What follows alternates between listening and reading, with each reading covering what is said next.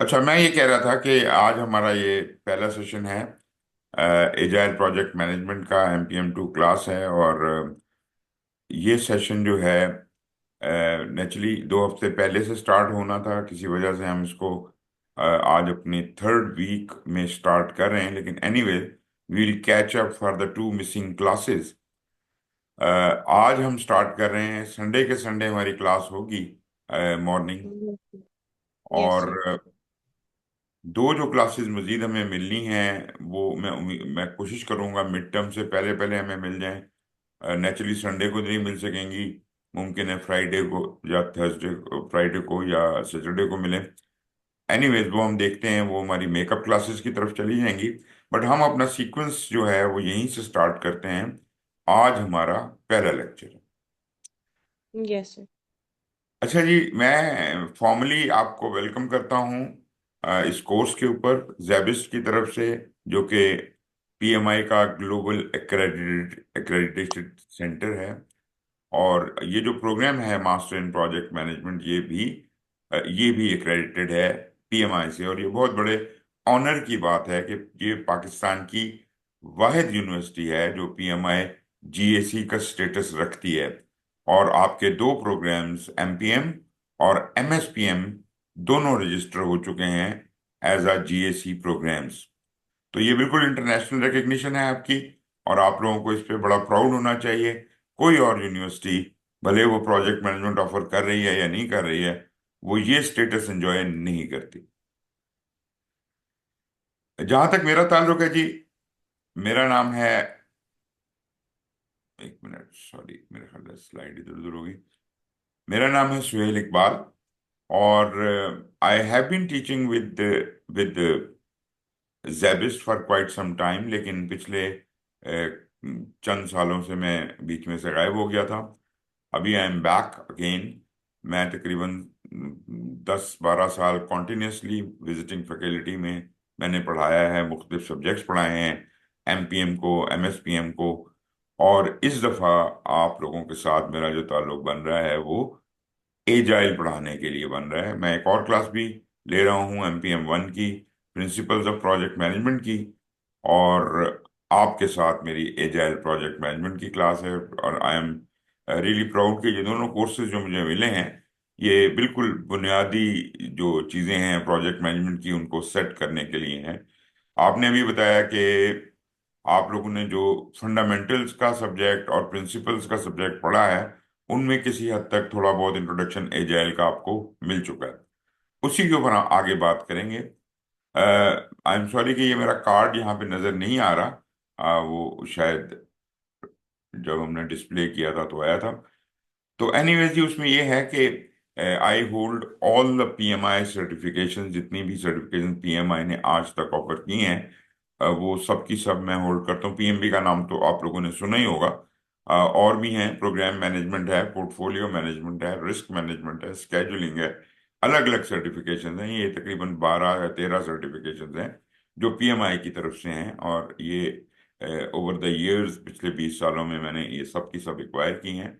इसके अलावा और भी सर्टिफिकेशन हैं, लेकिन वो नेचुरली वो आपसे PMI के हवाले से कंसर्निंग नहीं। कोर्स हमारा जो है वो नेचुरली एजाइल प्रोजेक्ट मैनेजमेंट का है। इसको जो पहले पढ़ाया जाता था, मैंने ज़रा सी थोड़ी सी अमेंडमेंट इसमें की है।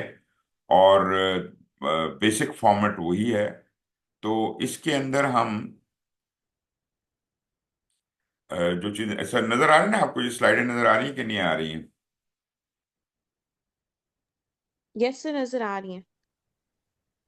अच्छा जी, मैं अभी पूरे कोर्स का तो आपको डिटेल नहीं दिखाता। मैं सिर्फ आपको ये अगले चंद वीक्स क्या बता देता हूँ। हमारे पास आज का जो सेशन है वो इंट्रोडक्शन है एजाइल प्रोजेक्ट मैनेजमेंट का। अगले सेशन में हम वो एजाइल मैनिफेस्टो और एजाइल प्रैक्टिसेस को देखेंगे। यहाँ आपके बहुत से कॉन्सेप्ट क्लियर हो जाएंगे। एजाइल मैनिफेस्टो बताएगा कि बुनियाद क्या थी एजाइल की, और एजाइल प्रैक्टिसेस में इसकी क्या क्या खसूसियात हैं जो उनको हम थोड़ा एक्सप्लोर करेंगे। उसके बाद वीक 3, 4 और 5 में हम एजाइल की मुख्तलिफ मेथडोलॉजीज को ब्रीफली डिस्कस करेंगे। लाजमी बात है कि हर एक मेथडोलॉजी एक पूरा डिटेल्ड सब्जेक्ट है। तो इसमें हम लीन को कवर करेंगे, कैनबैन है थर्ड वीक में, एक्सट्रीम प्रोग्रामिंग है, क्रिस्टल फैमिली है, डीएसडीएम है। इनको क्योंकि ये बहुत ज़्यादा कॉमनली इस्तेमाल नहीं हो रहे स्वाई लीन और कैनबैन के। जी। एक अच्छा। Okay, I can see Syed Ali Bukhari भी ज्वाइन कर रहे हैं इस वक्त हमारे साथ। सईद अली हसन बुखारी ने ज्वाइन किया हुआ, कहाँ गए, पांचवा बंदा गायब हो गया। एनीवे जी, तो चार लोग हो गए हैं, सईद अली हसन बुखारी ने भी ज्वाइन कर लिया। अच्छा जी, तो मैं बात कर रहा था कि ये थर्ड वीक में हम ये 5 मेथडोलॉजीज को ब्रीफली कवर करेंगे। फोर्थ वीक में हम अ, अ, 3 मेथडोलॉजीज और देखेंगे जिनमें एफडीडी है, स्क्रम है और सेफ है। और पांचवें वीक में हम एक ही मेथडोलॉजी को जरा डिटेल में डिस्कस करेंगे जो कि सबसे लेटेस्ट है और which is owned by PMI. PMI disciplined agile को ओन करती है। ठीक है जी। तो डिसिप्लिन्ड एजाइल मैं एक हफ्ता इस पे जरूर लगाना चाहूंगा ताकि आपको उसका फ्लेवर मिल जाए। और उसके बाद की क्लासेस में हम फिर जो स्क्रम वगैरह हैं उनको ज़्यादा तफसील में और एजाइल इन जनरल को ज़्यादा तफसील में डिस्कस करना शुरू करेंगे। तो हमारे जो इस क्लास के लर्निंग ऑब्जेक्टिव्स हैं ये आपके सामने हैं। ये आपको जो भी मटेरियल मिला होगा उसमें शायद दिए भी गए हों। अलबत्ता we can just read through it, बहुत ज़्यादा तफसील में जाने की ज़रूरत नहीं है। इस पूरे कोर्स के जो लर्निंग ऑब्जेक्टिव्स हैं, to analyse the industry practices in modern projects using agile methodology.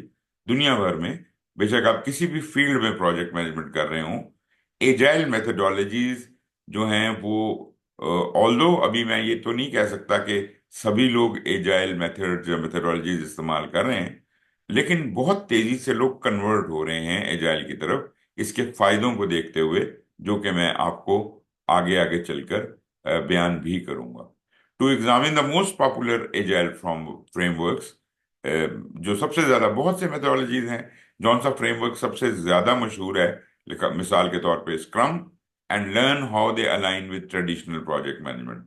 आम प्रोजेक्ट मैनेजमेंट जो आप पढ़ते रहे हैं या सुनते रहे हैं उसके साथ किस तरह एजाइल काम कर सकता है, मिल के काम कैसे कर सकता है, डिफरेंट तरीके से कैसे कर सकता है। To analyse the pros and cons of implementing agile techniques, इनको इस्तेमाल करने के फवायद और नुकसानात क्या हैं। Develop agile mindset in project team, बहुत इंपॉर्टेंट टॉपिक है ये, कि एजाइल सोच बिल्ड करना अपने अंदर ताकि हम कन्वर्जन कर सकें। अगर हम कन्वेंस ही नहीं होंगे कि एजाइल का कोई फायदा है तो हम क्यों कन्वर्ट होंगे। Focus on how to create the right environment for creative, self-managing teams to flourish in contemporary project।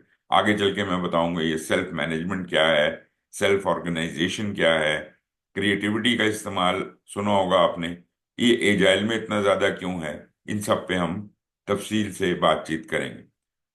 To integrate agile methods for the success of all kinds of projects, जैसा मैंने कहा कि ये अब फ्यूचर की बात ये है कि तकरीबन तमाम ही तरह के प्रोजेक्ट दुनिया भर में अल्टीमेटली एजाइल पे कन्वर्ट हो जाएंगे। एजाइल के मेथड्स को इस्तेमाल करके आपके कामयाबी के चांसेस मजीद बढ़ाए जा सकते हैं। To develop skills of working with dynamic requirements using agile approaches in project management. अगर आप पूरे का पूरा एजाइल ना भी इस्तेमाल करें तो अपनी आम जिंदगी में या आम प्रोजेक्ट मैनेजमेंट में जो काम करते हैं उसके अंदर कुछ ना कुछ फ्लेवर एजाइल का ऐड करके आप बहुत सी एफिशिएंसीज बढ़ा सकते हैं, इफेक्टिवनेस बढ़ा सकते हैं। और lastly, to examine the communication, collaboration and assessment techniques in agile project management. ये आपको बड़ा हैरत होगी इस बात पे कि ऑल्दो है तो प्रोजेक्ट मैनेजमेंट ही, लेकिन जब एजाइल तरीके से की जाए तो आपकी कम्युनिकेशन और बेहतर हो जाती है। कोलैबोरेशन और असेसमेंट टेक्निक्स हैं तकरीबन वही, लेकिन तरीकाकार जो है वो और ज़्यादा एफिशिएंट हो जाता है। आप ज़्यादा आसानी के साथ वो काम और अच्छे तरीके के साथ वो काम कर सकते हैं। फिर जनाब जो इसके लर्निंग आउटकम्स हैं जो हम इससे सीखेंगे और क्या हम किस काबिल हो जाएंगे। तो वो आउटकम्स हैं कि आप इस काबिल हो जाएं कि analyse evaluate and apply agile project management approaches based on need of the project organisation. जिस तरह का प्रोजेक्ट आप कर रहे हैं आप इस काबिल हो जाएंगे खुद से जज कर सकें कि इस प्रोजेक्ट को कौन से तरीके से किया जाए, एजाइल तरीके से किया जाए, ट्रेडिशनल तरीके से किया जाए, या कौन सा स्पेसिफिक मेथोडोलॉजी इस पे इस्तेमाल की जा सकती है। एक बात ये।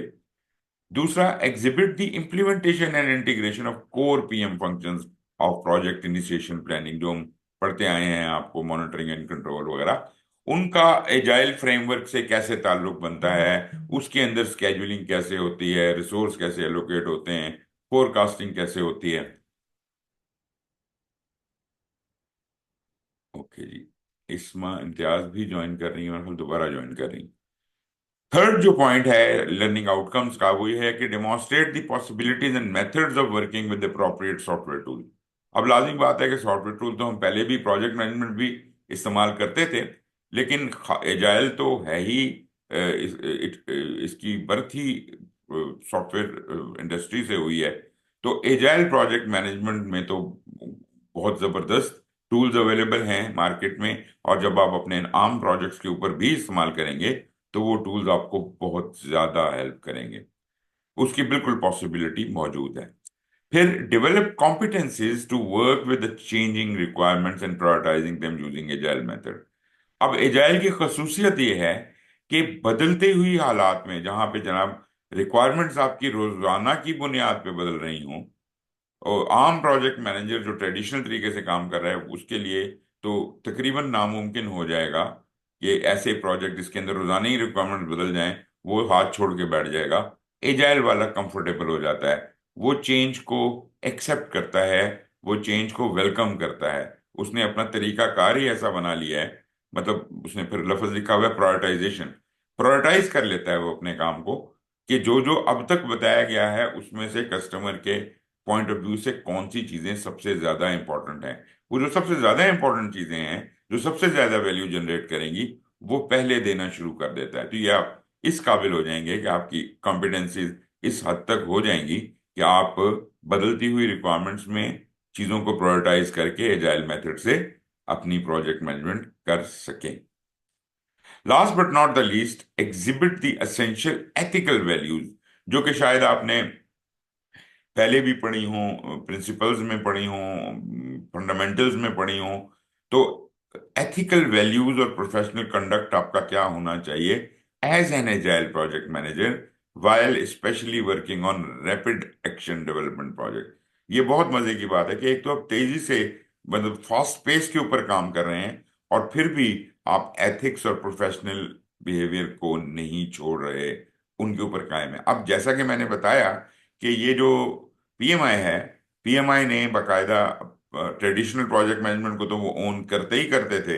अब उन्होंने ना सिर्फ ये कि एजाइल को एक्सेप्ट किया है और उसे अडॉप्ट किया है, बल्कि बाकायदा जो दुनिया की सबसे लेटेस्ट मेथडोलॉजी थी एजाइल के अंदर, डिसिप्लिन एजाइल, उसको भी एक्वायर कर लिया है। अब वो पीएमआई का पार्ट है। तो मैं ये समझूंगा कि आज के दौर में एजाइल में बाकी सब अपनी जगह पर, लेकिन पीएमआई एक दफा फिर लीड ले गई है, क्योंकि वो एजाइल में भी बिल्कुल टॉप पे चली गई है। एनीवेज, तो अब आपके पास ये आज़ादी अवेलेबल है, और मजे की बात है कि जो डिसिप्लिन एजाइल वाली टेक्निक है, मेथडोलॉजी है, उसके अंदर आपके ऊपर मुकम्मल आज़ादी है कि आप चाहें तो ट्रेडिशनल तरीके से वाटरफॉल से काम कर लें, चाहें एजाइल से काम कर लें, जैसे भी कर लें, वो उस मेथडोलॉजी का पार्ट है कि कौन से तरीके से आपने ये काम करना है, आप खुद सिलेक्ट करेंगे।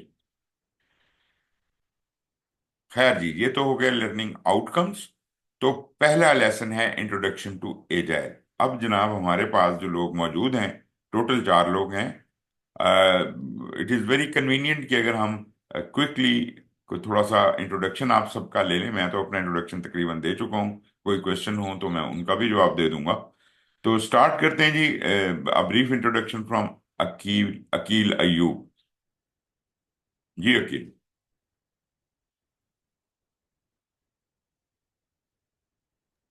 अस्सलाम वालेकुम। अस्सलाम वालेकुम वकील। सर मेरा नाम अकील अयूब है और बाय प्रोफेशनल मैं इलेक्ट्रिकल इंजीनियर हूँ। मैंने अबाउट 8 ईयर मेरा वर्किंग एक्सपीरियंस है दुबई में हम्म। As an site engineer. So अभी प्रोजेक्ट मैनेजमेंट में अजाइल लेने का मकसद ये था। यूजली ये कॉन्सेप्ट है कि अजाइल सॉफ्टवेयर या वो वाले लोग लेते हैं, लेकिन जब मैं बाहर की दुनिया में देखता हूँ तो लोग वो हर तरफ एजाइल को लेके आ रहे हैं अंदर। हम्म। कंस्ट्रक्शन में भी लेके आ रहे हैं, हर प्रोजेक्ट में वो एजाइल की तरफ जाने की कोशिश कर रहे हैं। तो बिल्कुल। दैट्स वाई मैंने ये सब्जेक्ट चूज किया कि मैं इसको लर्न करूँ और इसकी तरफ आने की कोशिश करूँ। Wonderful wonderful. अच्छा, उनमें जोवेरिया ने हमें अभी भी ज्वाइन किया है। जोवेरिया हम वो ले रहे हैं, इंट्रोडक्शन ले रहे हैं। और मैं थोड़ा सा इंट्रोडक्शन दे चुका हूँ अपना और कोर्स का। जी जो आपने बारे में थोड़ा सा बताइएगा।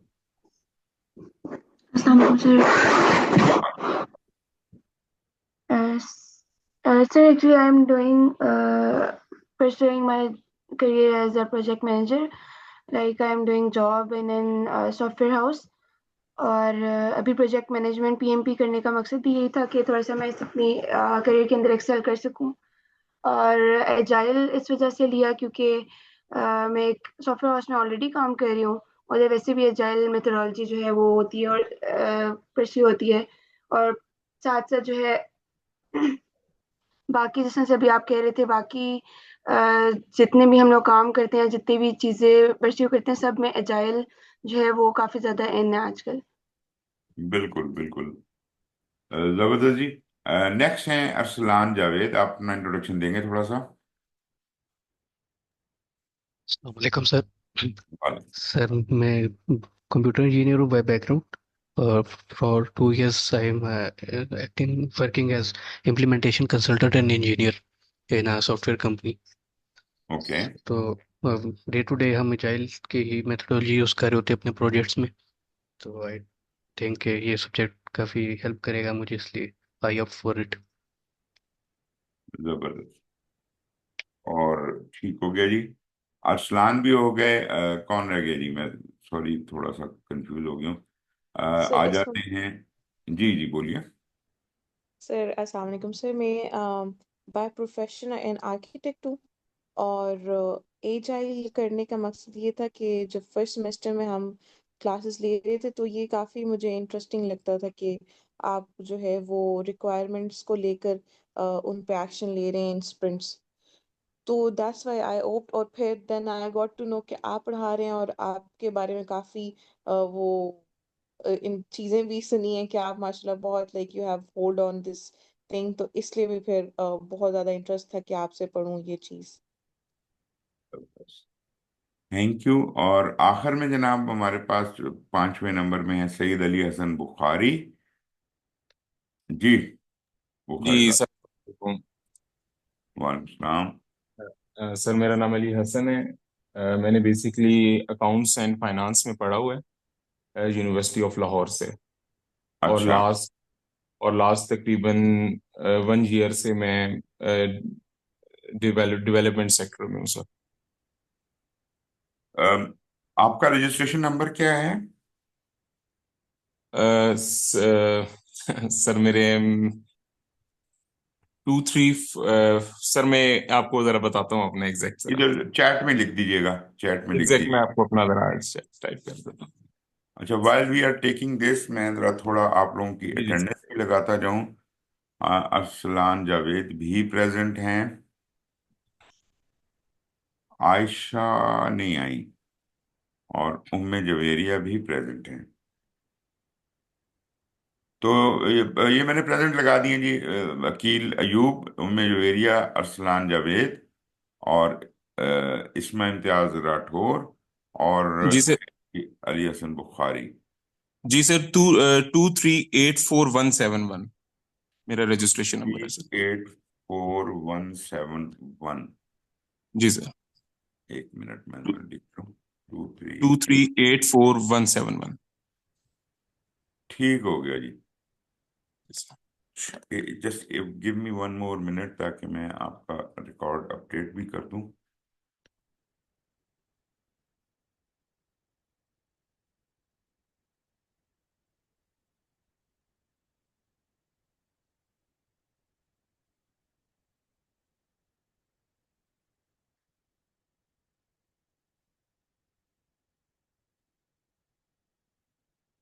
हाँ जी, चलिए हम वापस आते हैं अपने मैटर की तरफ।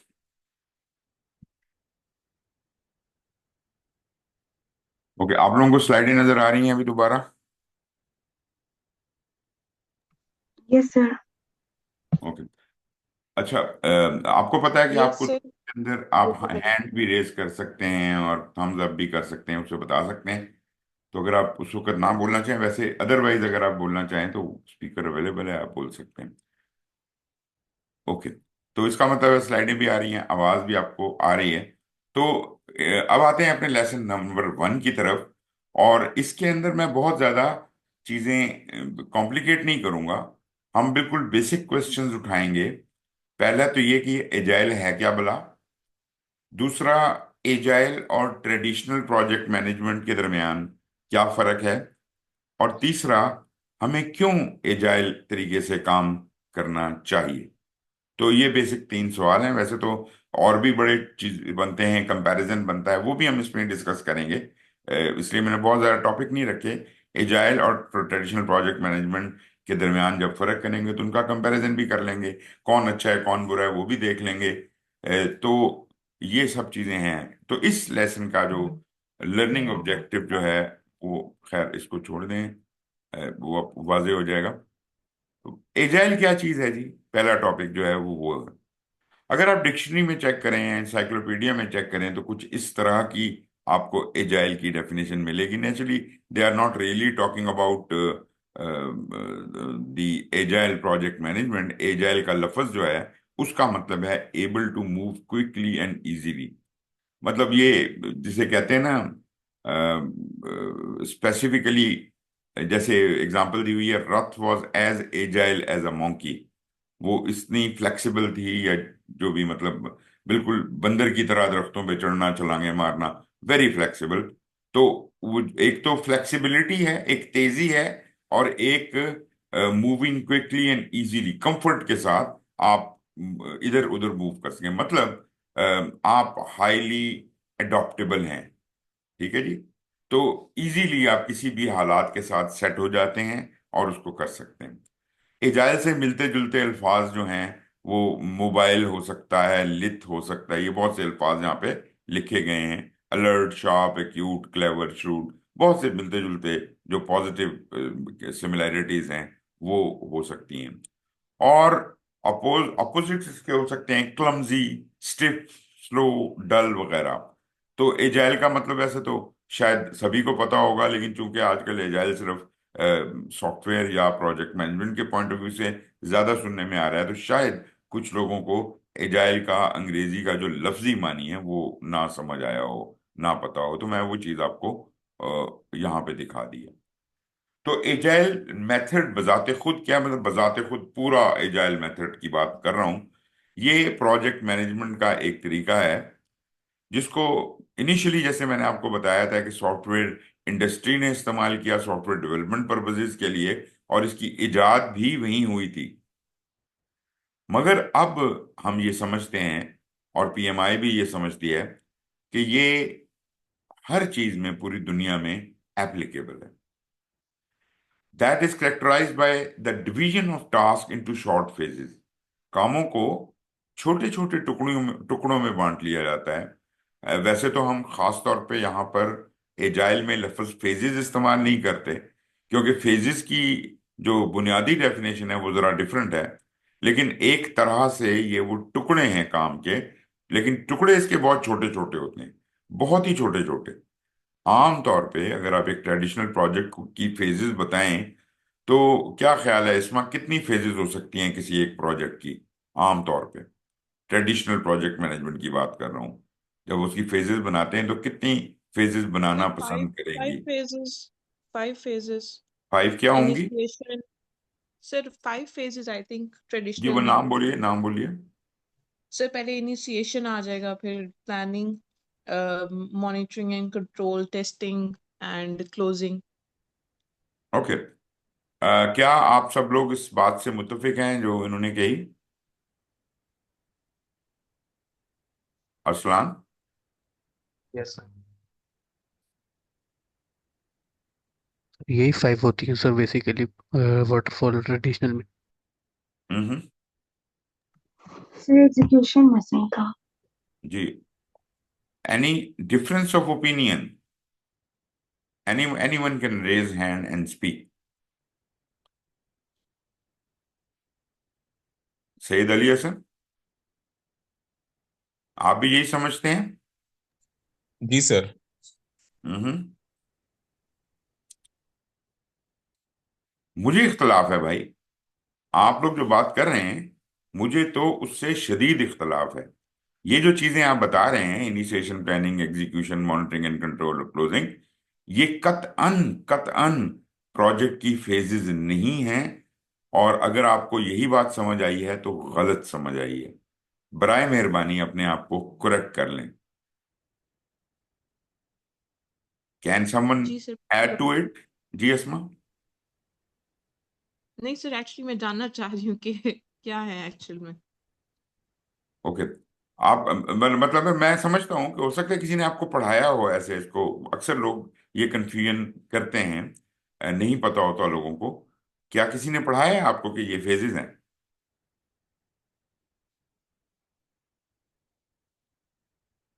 या आप लोगों ने खुद ही सब, ये तो नहीं हो सकता सब लोगों ने ये खुद ब खुद समझ लिया कि ये फेजेस हैं। फेजेस नहीं है, इनको क्या कहते हैं? ये हैं प्रोसेस ग्रुप्स।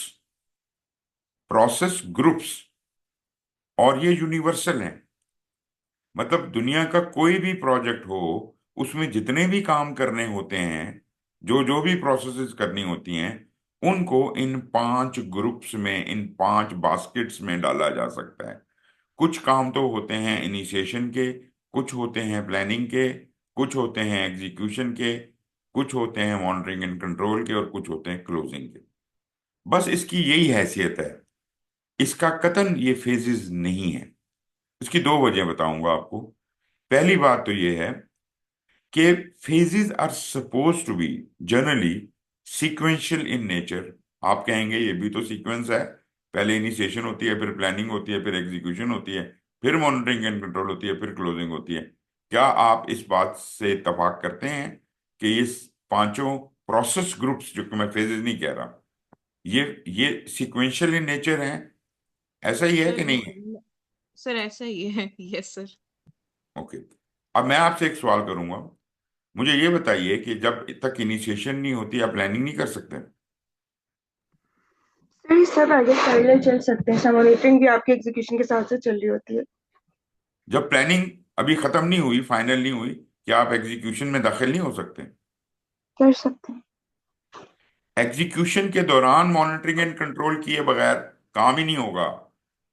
जैसे ही एग्जीक्यूशन शुरू होती है, मॉनिटरिंग एंड कंट्रोल शुरू हो जाती है। एक थानेदार बैठ जाता है आगे देखने के लिए कि क्या हो रहा है, ठीक हो रहा है, नहीं हो रहा है। तो एग्जीक्यूशन और मॉनिटरिंग एंड कंट्रोल को तो आप जुदा कर ही नहीं सकते। और क्लोजिंग भी साथ साथ होती है। जैसे जैसे काम होते जाते हैं, क्लोज होते जाते हैं। तो इसके अंदर तो कोई सीक्वेंस नहीं है। ये अपेरेंटली लगता है कि ये जो प्रोसेस ग्रुप्स हैं, ये आपस में सीक्वेंशियल हैं। अल्फाज की हिसाब से लगता है, पहले इनिशिएशन, फिर प्लानिंग, फिर एग्जीक्यूशन। दरअसल इनमें कोई सीक्वेंस नहीं है, इनमें बहुत ज्यादा ओवरलैप है। और दूसरी बात यह है कि phases have something to do with the specific type of project you are doing. ये तो यूनिवर्सल प्रोसेस ग्रुप्स हैं। ये तो हर प्रोजेक्ट में इनिशिएशन भी होती है, प्लानिंग भी होती है, एग्जीक्यूशन भी होती है। तो आपके प्रोजेक्ट के फेजेस क्या हैं? हर प्रोजेक्ट के फेजेस मुख्तलिफ होते हैं। और फेजेस की 2 खसूसियात हैं। नंबर एक, कि वो अ, जो technical work of the project है, वो उसके हिसाब से बनी होती हैं। ठीक है जी। भले वो प्रोसेस ग्रुप्स को फॉलो करें, लेकिन कंस्ट्रक्शन के प्रोजेक्ट की फेजेस कुछ और होंगी, सॉफ्टवेयर डेवलपमेंट के प्रोजेक्ट की कुछ और होंगी। तो फेजेस जो हैं वो काम के हिसाब से होती हैं, वो कोई यूनिवर्सल नहीं होती। एक बात तो ये समझ लीजिए। दूसरी बात, phases are essentially sequential in nature. जब तक एक फेज खत्म ना हो जाए, जनरली अगली फेज को शुरू होने की इजाजत ही नहीं दी जाती। मिसाल के तौर पे मैं बिल्डिंग बना रहा हूं। मैं कहता हूं कि अच्छा, मेरा पहला फेज ये है कि मैं घर शुरू करने से पहले मैं जो प्री कंस्ट्रक्शन एक्टिविटीज हैं वो मैं पहले कर लेता हूँ। लैंड एक्वायर कर लेता हूँ, क्लियरेंसेस ले लेता हूँ, यूटिलिटी सर्विसेज देने वाली कंपनियों के साथ कांटेक्ट कर लेता हूँ, क्लियरेंसेस जो लेनी है सीडीए से इधर उधर से वो ले लेता हूँ। ये सारी मेरी हो गई जी pre construction phase. First first कर रहे हैं, कंस्ट्रक्शन कर रहे हैं, तो ये एक प्री कंस्ट्रक्शन फेज में मैंने ये सारे काम कैप्सूल कर दिए कि ये काम मैंने पहले करने। फिर जब कंस्ट्रक्शन काम शुरू होता है तो सबसे पहले मैं कहता हूँ अच्छा खुदाई का काम है, बुनियादें डालनी है, ये सब कुछ काम जो ग्राउंड लेवल से नीचे तक के काम है उनको मैं एक फेज बना देता हूँ। तो लाजमी बात है जब तक वो वाला पहला फेज जो प्री कंस्ट्रक्शन था वो खत्म ना हो जाए और उसको कोई साइन ऑफ ना कर दे कि हाँ यार सब कुछ कंप्लीट है, अब हम जा सकते हैं अगली फेज में, तो फिर हम जाएंगे अंडरग्राउंड फेज के ऊपर। ग्राउंड लेवल तक जाने वाला फाउंडेशन फेज कह लें आप उसे, वो बनाएंगे और उसका अप्रूवल लेंगे कि जनाब ये ठीक बन गया है, अप्रूव है। इसकी बुनियाद पे फिर हम ऊपर का स्ट्रक्चर खड़ा करना शुरू करेंगे। तो फेजेस का ताल्लुक काम से, फेजेस का ताल्लुक जो है वो कोई जेनेरिक इन नेचर नहीं है। अब ये बात आप अपने बाकी सब साथियों को, क्लास फेलोज को और बाकी लोगों को भी बताएं और समझाएं कि फेजेस और प्रोसेस ग्रुप्स अलग अलग चीजें हैं। ये जो हम पढ़ते आए हैं ये बेशक बहुत जरूरी चीज है, initiation, planning, execution, monitoring and control and close, but they are called process groups. There are about 39 different processes, मेरा ख्याल है 39 ही है अगर मैं गलत नहीं कह रहा तो, जो सेवन्थ एडिशन के हिसाब से हैं, सिक्स एडिशन के हिसाब से। तो वो इतनी सारी प्रोसेसेस हैं और उनको ग्रुप कर दिया गया है कि यार ये वाली प्रोसेस प्रोजेक्ट को इनिशिएट करने के लिए इस्तेमाल होती हैं, इन प्रोसेसेस से प्लानिंग होती है, इनसे एग्जीक्यूशन होती है, वगैरह वगैरह। तो वो कतन भी फेजेस नहीं है। अच्छा, फिर एक तीसरी बात मैं साथ बताता चलूं कि जो फेजेस होती हैं, वैसे तो मैंने कहा कि एसेंशियली उनको एक के बाद दूसरा होना चाहिए, लेकिन कभी कभी, कभी कभी हमें इजाजत देनी पड़ती है कि अभी एक फेज खत्म नहीं हुई तो दूसरी फेज के कुछ काम शुरू कर दिए जाएं। तो कभी कभी थोड़ा बहुत ओवरलैप फेजेस के अंदर हो सकता है, लेकिन ये तो क्रिमिनल होगा कि दोनों फेजेस इकट्ठी ही शुरू हो रही हों। एक ही तारीख को एक ही दिन में दो फेजेस कभी भी स्टार्ट नहीं हो सकती। हाँ, अलबत्ता ये जरूर हो सकता है कि स्पेशल कंडीशन है, एक फेज जो है उसका फर्ज करें अप्रूवल होने गया हुआ है, उसमें कुछ टाइम लग रहा है, हमारी वर्कफोर्स बैठी हुई है, हम कहते हैं चलो यार जब तक अप्रूवल आते हैं हम उस वक्त तक फेज टू के लिए प्लानिंग कर लेते हैं, या उसके लिए कुछ जो चीजें इमीडिएटली चाहिए, प्रोक्योरमेंट या हायरिंग करनी है वो करनी शुरू कर देते हैं। तो मे भी अभी फेज वन खत्म ना हुई हो, 2-3 हफ्ते पहले से ही आप फेज टू के ये काम शुरू कर दें, लेकिन इस काम करने के लिए, फेज को ओवरलैप करने के लिए आपको अपने प्रोजेक्ट बोर्ड से इजाजत लेनी पड़ेगी। ठीक है जी। सर जी, आपको सर ये मेरा, मेरे को जी जी बोलिए। सर ये इज जस्ट लाइक एक्टिविटीज जो आपस में लिंक होती हैं कि ये एक्टिविटी होगी then will move to the next and next, इस तरह की लाइक। एक्चुअली एक्टिविटी बहुत नीचे के लेवल की चीज है, अभी तो हम बहुत हाई लेवल की बात कर रहे हैं। हम मोटी मोटी डिवीजन ऑफ द प्रोजेक्ट की बात कर रहे हैं कि प्रोजेक्ट को किन हिस्सों बखरों में बांटा जाए और किस तरतीब में किया जाए। ठीक है, ये एक्टिविटी तो ना हुई ना, ये इसको कहते हैं फेजेस, राइट। ओके फेजेस के सर। अंदर फिर मजीद ब्रेक डाउन होता है, डब्ल्यूबीएस बनता है। और एक्टिविटी तो सबसे निचला हिस्सा है, सबसे आखिरी टुकड़ा है। फेज सबसे जी ऊपर का पहला पहला डिस्ट्रीब्यूशन है, प्रोजेक्ट को कितने हिस्सों में बांटा जाए। तो फेज के पीछे जो सोच है वो ये है कि the number of phases should not be many, no matter how big the project is. अगर प्रोजेक्ट मैनेजर अपने प्रोजेक्ट की फेजेस को उंगलियों में गिन ना सके तो इसका मतलब है कि वो, और उसे कोई नोट्स करने की, जी मेरे प्रोजेक्ट में 150 फेजेस हैं, वो 150 फेजेस के लिए नोटबुक निकालनी पड़ेगी। It should be easy to remember, it should be quick to understand, no matter how big a project is. बेशक आप नासा का प्रोजेक्ट कर रहे हो, फेजेस उसकी चंद होंगी, ज्यादा बहुत ज्यादा नहीं हो सकती। मतलब कम से कम 3 फेजेस होंगी, 4 होंगी, 5 होंगी। मतलब मेरे हिसाब से मैं ये कहता होता हूँ कि फेजेस जो हैं वो डबल फिगर में जानी ही नहीं चाहिए। मतलब 9 से ऊपर तो बिल्कुल क्रिमिनल है, कौन याद रख सकता है 9 से ऊपर फेजेस के नाम और उनका सीक्वेंस, ठीक है ना। It should be easily enumerable. इसलिए फेजेस का जो बहुत अच्छा साइज है वो 5, 4, 5, 6, this is very good size. आपने जवाब सही दिया था, लेकिन आपने बता दी प्रोसेस ग्रुप्स उसकी जगह पर, जिससे मैं थोड़ा सा वो हो गया कि कुछ गड़बड़ है कहीं ना कहीं। क्योंकि ये आपकी अंडरस्टैंडिंग की बात है। अगर आप चीज़ों को समझ लेंगे तो आइंदा ये गलती कभी नहीं करेंगे। और ये गलती हर कोई करता है आमतौर पे प्रोफेशन में, प्रोजेक्ट मैनेजमेंट में। आप जो भी बात ऐसी करें कि ये इनिशिएशन प्लानिंग और ये सब कुछ, तो उसे बताएं कि भाईजान ये प्रोसेस ग्रुप्स हैं और फेजेस तो ये होते हैं। ठीक हो गया जी। थैंक यू सो मच और sir, thank you so much for correcting me, ये मुझे सारी जिंदगी याद रहेगा। Thank you sir. जबरदस्त जबरदस्त। Any other comments Arsalan, Ali, Umme Javeria, anything you want to से?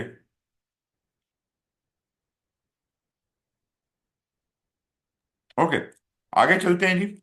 Agile development. अब ये इसका जो मतलब है वो ये है कि ये एक अम्ब्रेला टर्म है, एजाइल डेवलपमेंट, फॉर सेवरल, बहुत से मेथड्स हैं, बहुत सी मेथडोलॉजीज हैं, मगर उन सब में जो चीज कॉमन है वो है आइटरेटिव और इंक्रीमेंटल डेवलपमेंट।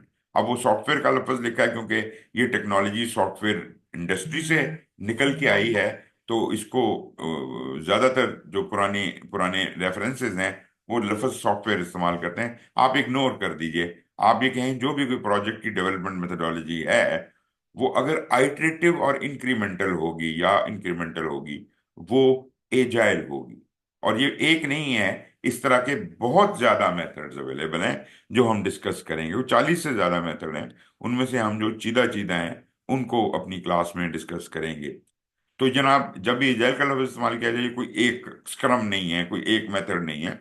ये वो तमाम मेथड्स हैं जो आइटरेटिव और इंक्रीमेंटल हैं।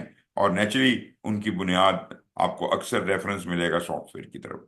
ये सारी चीजें, ये सारे मेथड्स बुनियादी तौर पे सॉफ्टवेयर के लिए बने थे। बाद में अब हम कन्वर्ट करके उनको आम प्रोजेक्ट मैनेजमेंट पे इस्तेमाल सर करने की कोशिश कर रहे हैं जी। सर आर्किटेक्चर में भी इंक्रीमेंटल हाउसिंग होती है, जिसमें आप फेजेस में घर को जी, डिवाइड कर लेते हैं, like ground floor, first floor, second floor, इस तरह। एग्जैक्टली ये तो एक तरह से अगर देखा जाए तो आपने छोटा मोटा एजाइल तो इस्तेमाल पड़ा हुआ है, आपको पता नहीं था, लेकिन ये छोटा मोटा हम्म, एजाइल तो हम इस्तेमाल कर रहे थे। जी तो ये सर। बड़ी रीजन है मेरे मेरे हिसाब से कि कंस्ट्रक्शन वालों को समझाने के लिए कि भाईजान, आप जानते नहीं हैं, नाम नहीं लेते, लेकिन कर तो आप भी कुछ ना कुछ एजाइल जैसा रहे हैं। ठीक जी है जी। सर, ऐसा ही है। ये अपने साथियों को जो आपके कंस्ट्रक्शन में या आर्किटेक्चर में लोग हैं, उनको जब बात होती है तो उनको इस तरह से समझाएं कि ये होता तो है, करते तो हैं हम, लेकिन जरा थोड़ा डिसिप्लिन में कर लिया जाए तो प्रॉपर एजाइल मेथड हो जाएगा और हम उसके ज्यादा हम्म, फायदे। आप क्यों करते हैं आइटरेटिव तरीके से कंस्ट्रक्शन या डिजाइन? बेहतर, सर वो लाजमी बात है कोई सर फायदा होगा ना। यस सर, उसमें ये होता है कि आपकी, फॉर एग्जांपल जैसे इंक्रीमेंटल हाउसिंग की बात करते हैं, तो जैसे जैसे कोई भी जैसे इसके ऊपर पूरी हाउसिंग बनी हुई है ना इंडिया में, हम्म। इंदौर में, उसमें ये है सर कि जैसे जैसे आपका हाउस होल्ड कमाना शुरू कर दे, आप एक एक स्टोरी उस पर ऐड कर दें। हाँ। फाउंडेशन पहले स्टोरीज के हिसाब से डिजाइन होती है, और यस, आप ग्राउंड पे हैं, and then you add the floor as per the requirement जब आपको जरूरत पड़े। बहुत अच्छी बात की आपने। तो बेसिकली बात यह है कि एक रिक्वायरमेंट फिक्स नहीं है कि ये बिल्डिंग इतनी फ्लोर की बनेगी।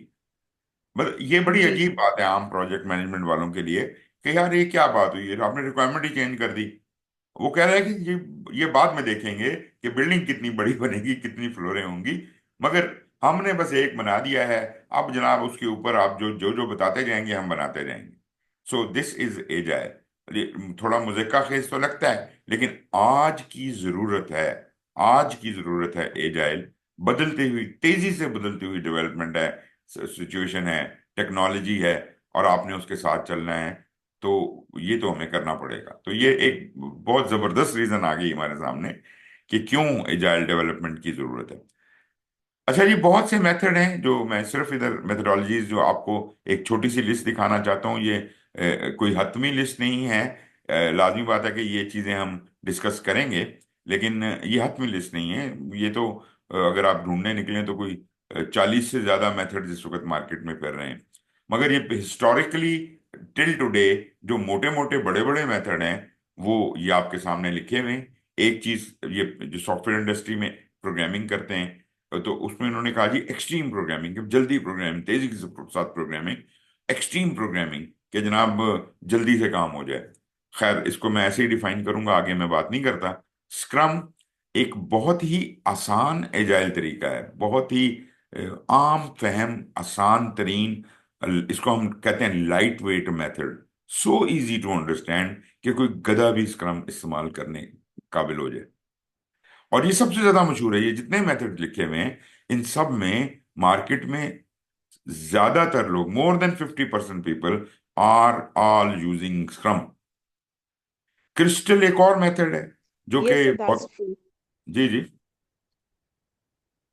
जी सुनो। सर स्टम बहुत ज्यादा बोला जाता है, ये बाकी वाले हम फर्स्ट टाइम देख रहे हैं। जी, क्योंकि ये ज्यादातर खास एनवायरनमेंट में और मतलब यूं कह लीजिए कि ज्यादातर सॉफ्टवेयर इंडस्ट्री के लिए, लेकिन अदरवाइज भी।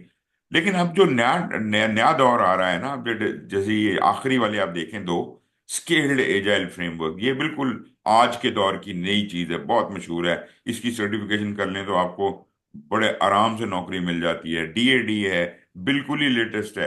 तो ये अब थोड़ा सा अपना सॉफ्टवेयर इंडस्ट्री से अलहदा होकर ये आम इंडस्ट्रीज के हिसाब से बन रहे हैं। लेकिन ये पिछले जितने में, अब लीन भी जो है वो मैं इसमें काउंट करूंगा, कैन बैन भी मैं इस तरफ काउंट कर लूंगा। लेकिन जो बाकी मेथड्स हैं उनमें फिर आपको इस्तेमाल तो कर सकते हैं, लेकिन जरा सोचना पड़ेगा कि ये जनाब किस तरह से इस्तेमाल किए जाए। एनीवे, स्क्रम जो है वो बड़ा इजीली किसी भी प्रोजेक्ट के लिए इस्तेमाल हो जाता है। क्रिस्टल की मैं बात कर रहा था। क्रिस्टल एक मेथड है जो मैं बाद में रिफाइन भी करूंगा। असल में डिफरेंट साइजेस ऑफ प्रोजेक्ट के लिए क्रिस्टल वालों ने अलग अलग मेथड बना रखा है। क्रिस्टल फैमिली कहते हैं इसको। उस फैमिली के अंदर सबसे छोटा प्रोजेक्ट करने के लिए क्रिस्टल क्लियर है। उससे बड़ा करने के लिए शायद पता नहीं क्या कलर है उसका, क्रिस्टल येलो है, क्रिस्टल रेड है, इस तरह उसके कलर डार्कर होते चले जाते हैं। जो सबसे ह्यूज हमंगस प्रोजेक्ट है, उसका उसके लिए मेथड होगा क्रिस्टल, जो भी ब्लैक होगा या वटेवर। एनीवेज जी, तो क्रिस्टल एक खास इंडस्ट्री, एक खास टाइप ऑफ कंपनी ने बनाया, और अपने, क्योंकि उनके पास डाइवर्स किस्म के प्रोजेक्ट थे और उन्होंने सब एजाइल तरीके से करने, तो उन्होंने क्रिस्टल बना लिया अपने लिए। फिर एक डायनेमिक सिस्टम्स डेवलपमेंट मेथड, ये यूके सॉरी बेस्ड मेथड है। जी सर, ये crystal mostly software industry use कर रही है। जी, ये जो ऊपर के मेथड्स हैं ना, पहले वाले जो लिविंग द लास्ट टू, ये एसेंशियली ये यस सर। लोग सारे के सारे सॉफ्टवेयर के लिए डेवलप हुए हैं। लेकिन इनमें से जो स्क्रम ओके। है और लीन है, ये आप इसको कह सकते हैं कि ये बड़े फ्लेक्सिबल हैं। इनको एजाइल के अलावा बाकी मेथड्स पे बड़े आसानी से इस्तेमाल किया जा सकता है। बाकी मेथड्स को भी किया जा सकता है, उनके अंदर प्रैक्टिसेस तो अच्छी हैं, तो उनमें से कुछ प्रैक्टिसेस निकाल के आप इस्तेमाल कर लें, अपना मेथड बना लें, अपना तरीकाकार वजा कर लें, वो हो सकता है। Okay sir. Okay, thank you sir. अच्छा, डीएसडीएम की मैं बात कर रहा था। ये यूके डेवलप्ड मेथड है, और यूके में एक है ब्रिटिश कंप्यूटर सोसाइटी, और इस तरह के कोई उनकी गवर्नमेंट ऑर्गेनाइजेशन भी है। और वो बहुत सा काम प्रोजेक्ट मैनेजमेंट पे करते हैं। प्रिंस का नाम सुना होगा, प्रिंस 2 का। प्रिंस का नाम सुना हुआ है? पीएमपी का नो तो पता सर। है ना? Yes sir.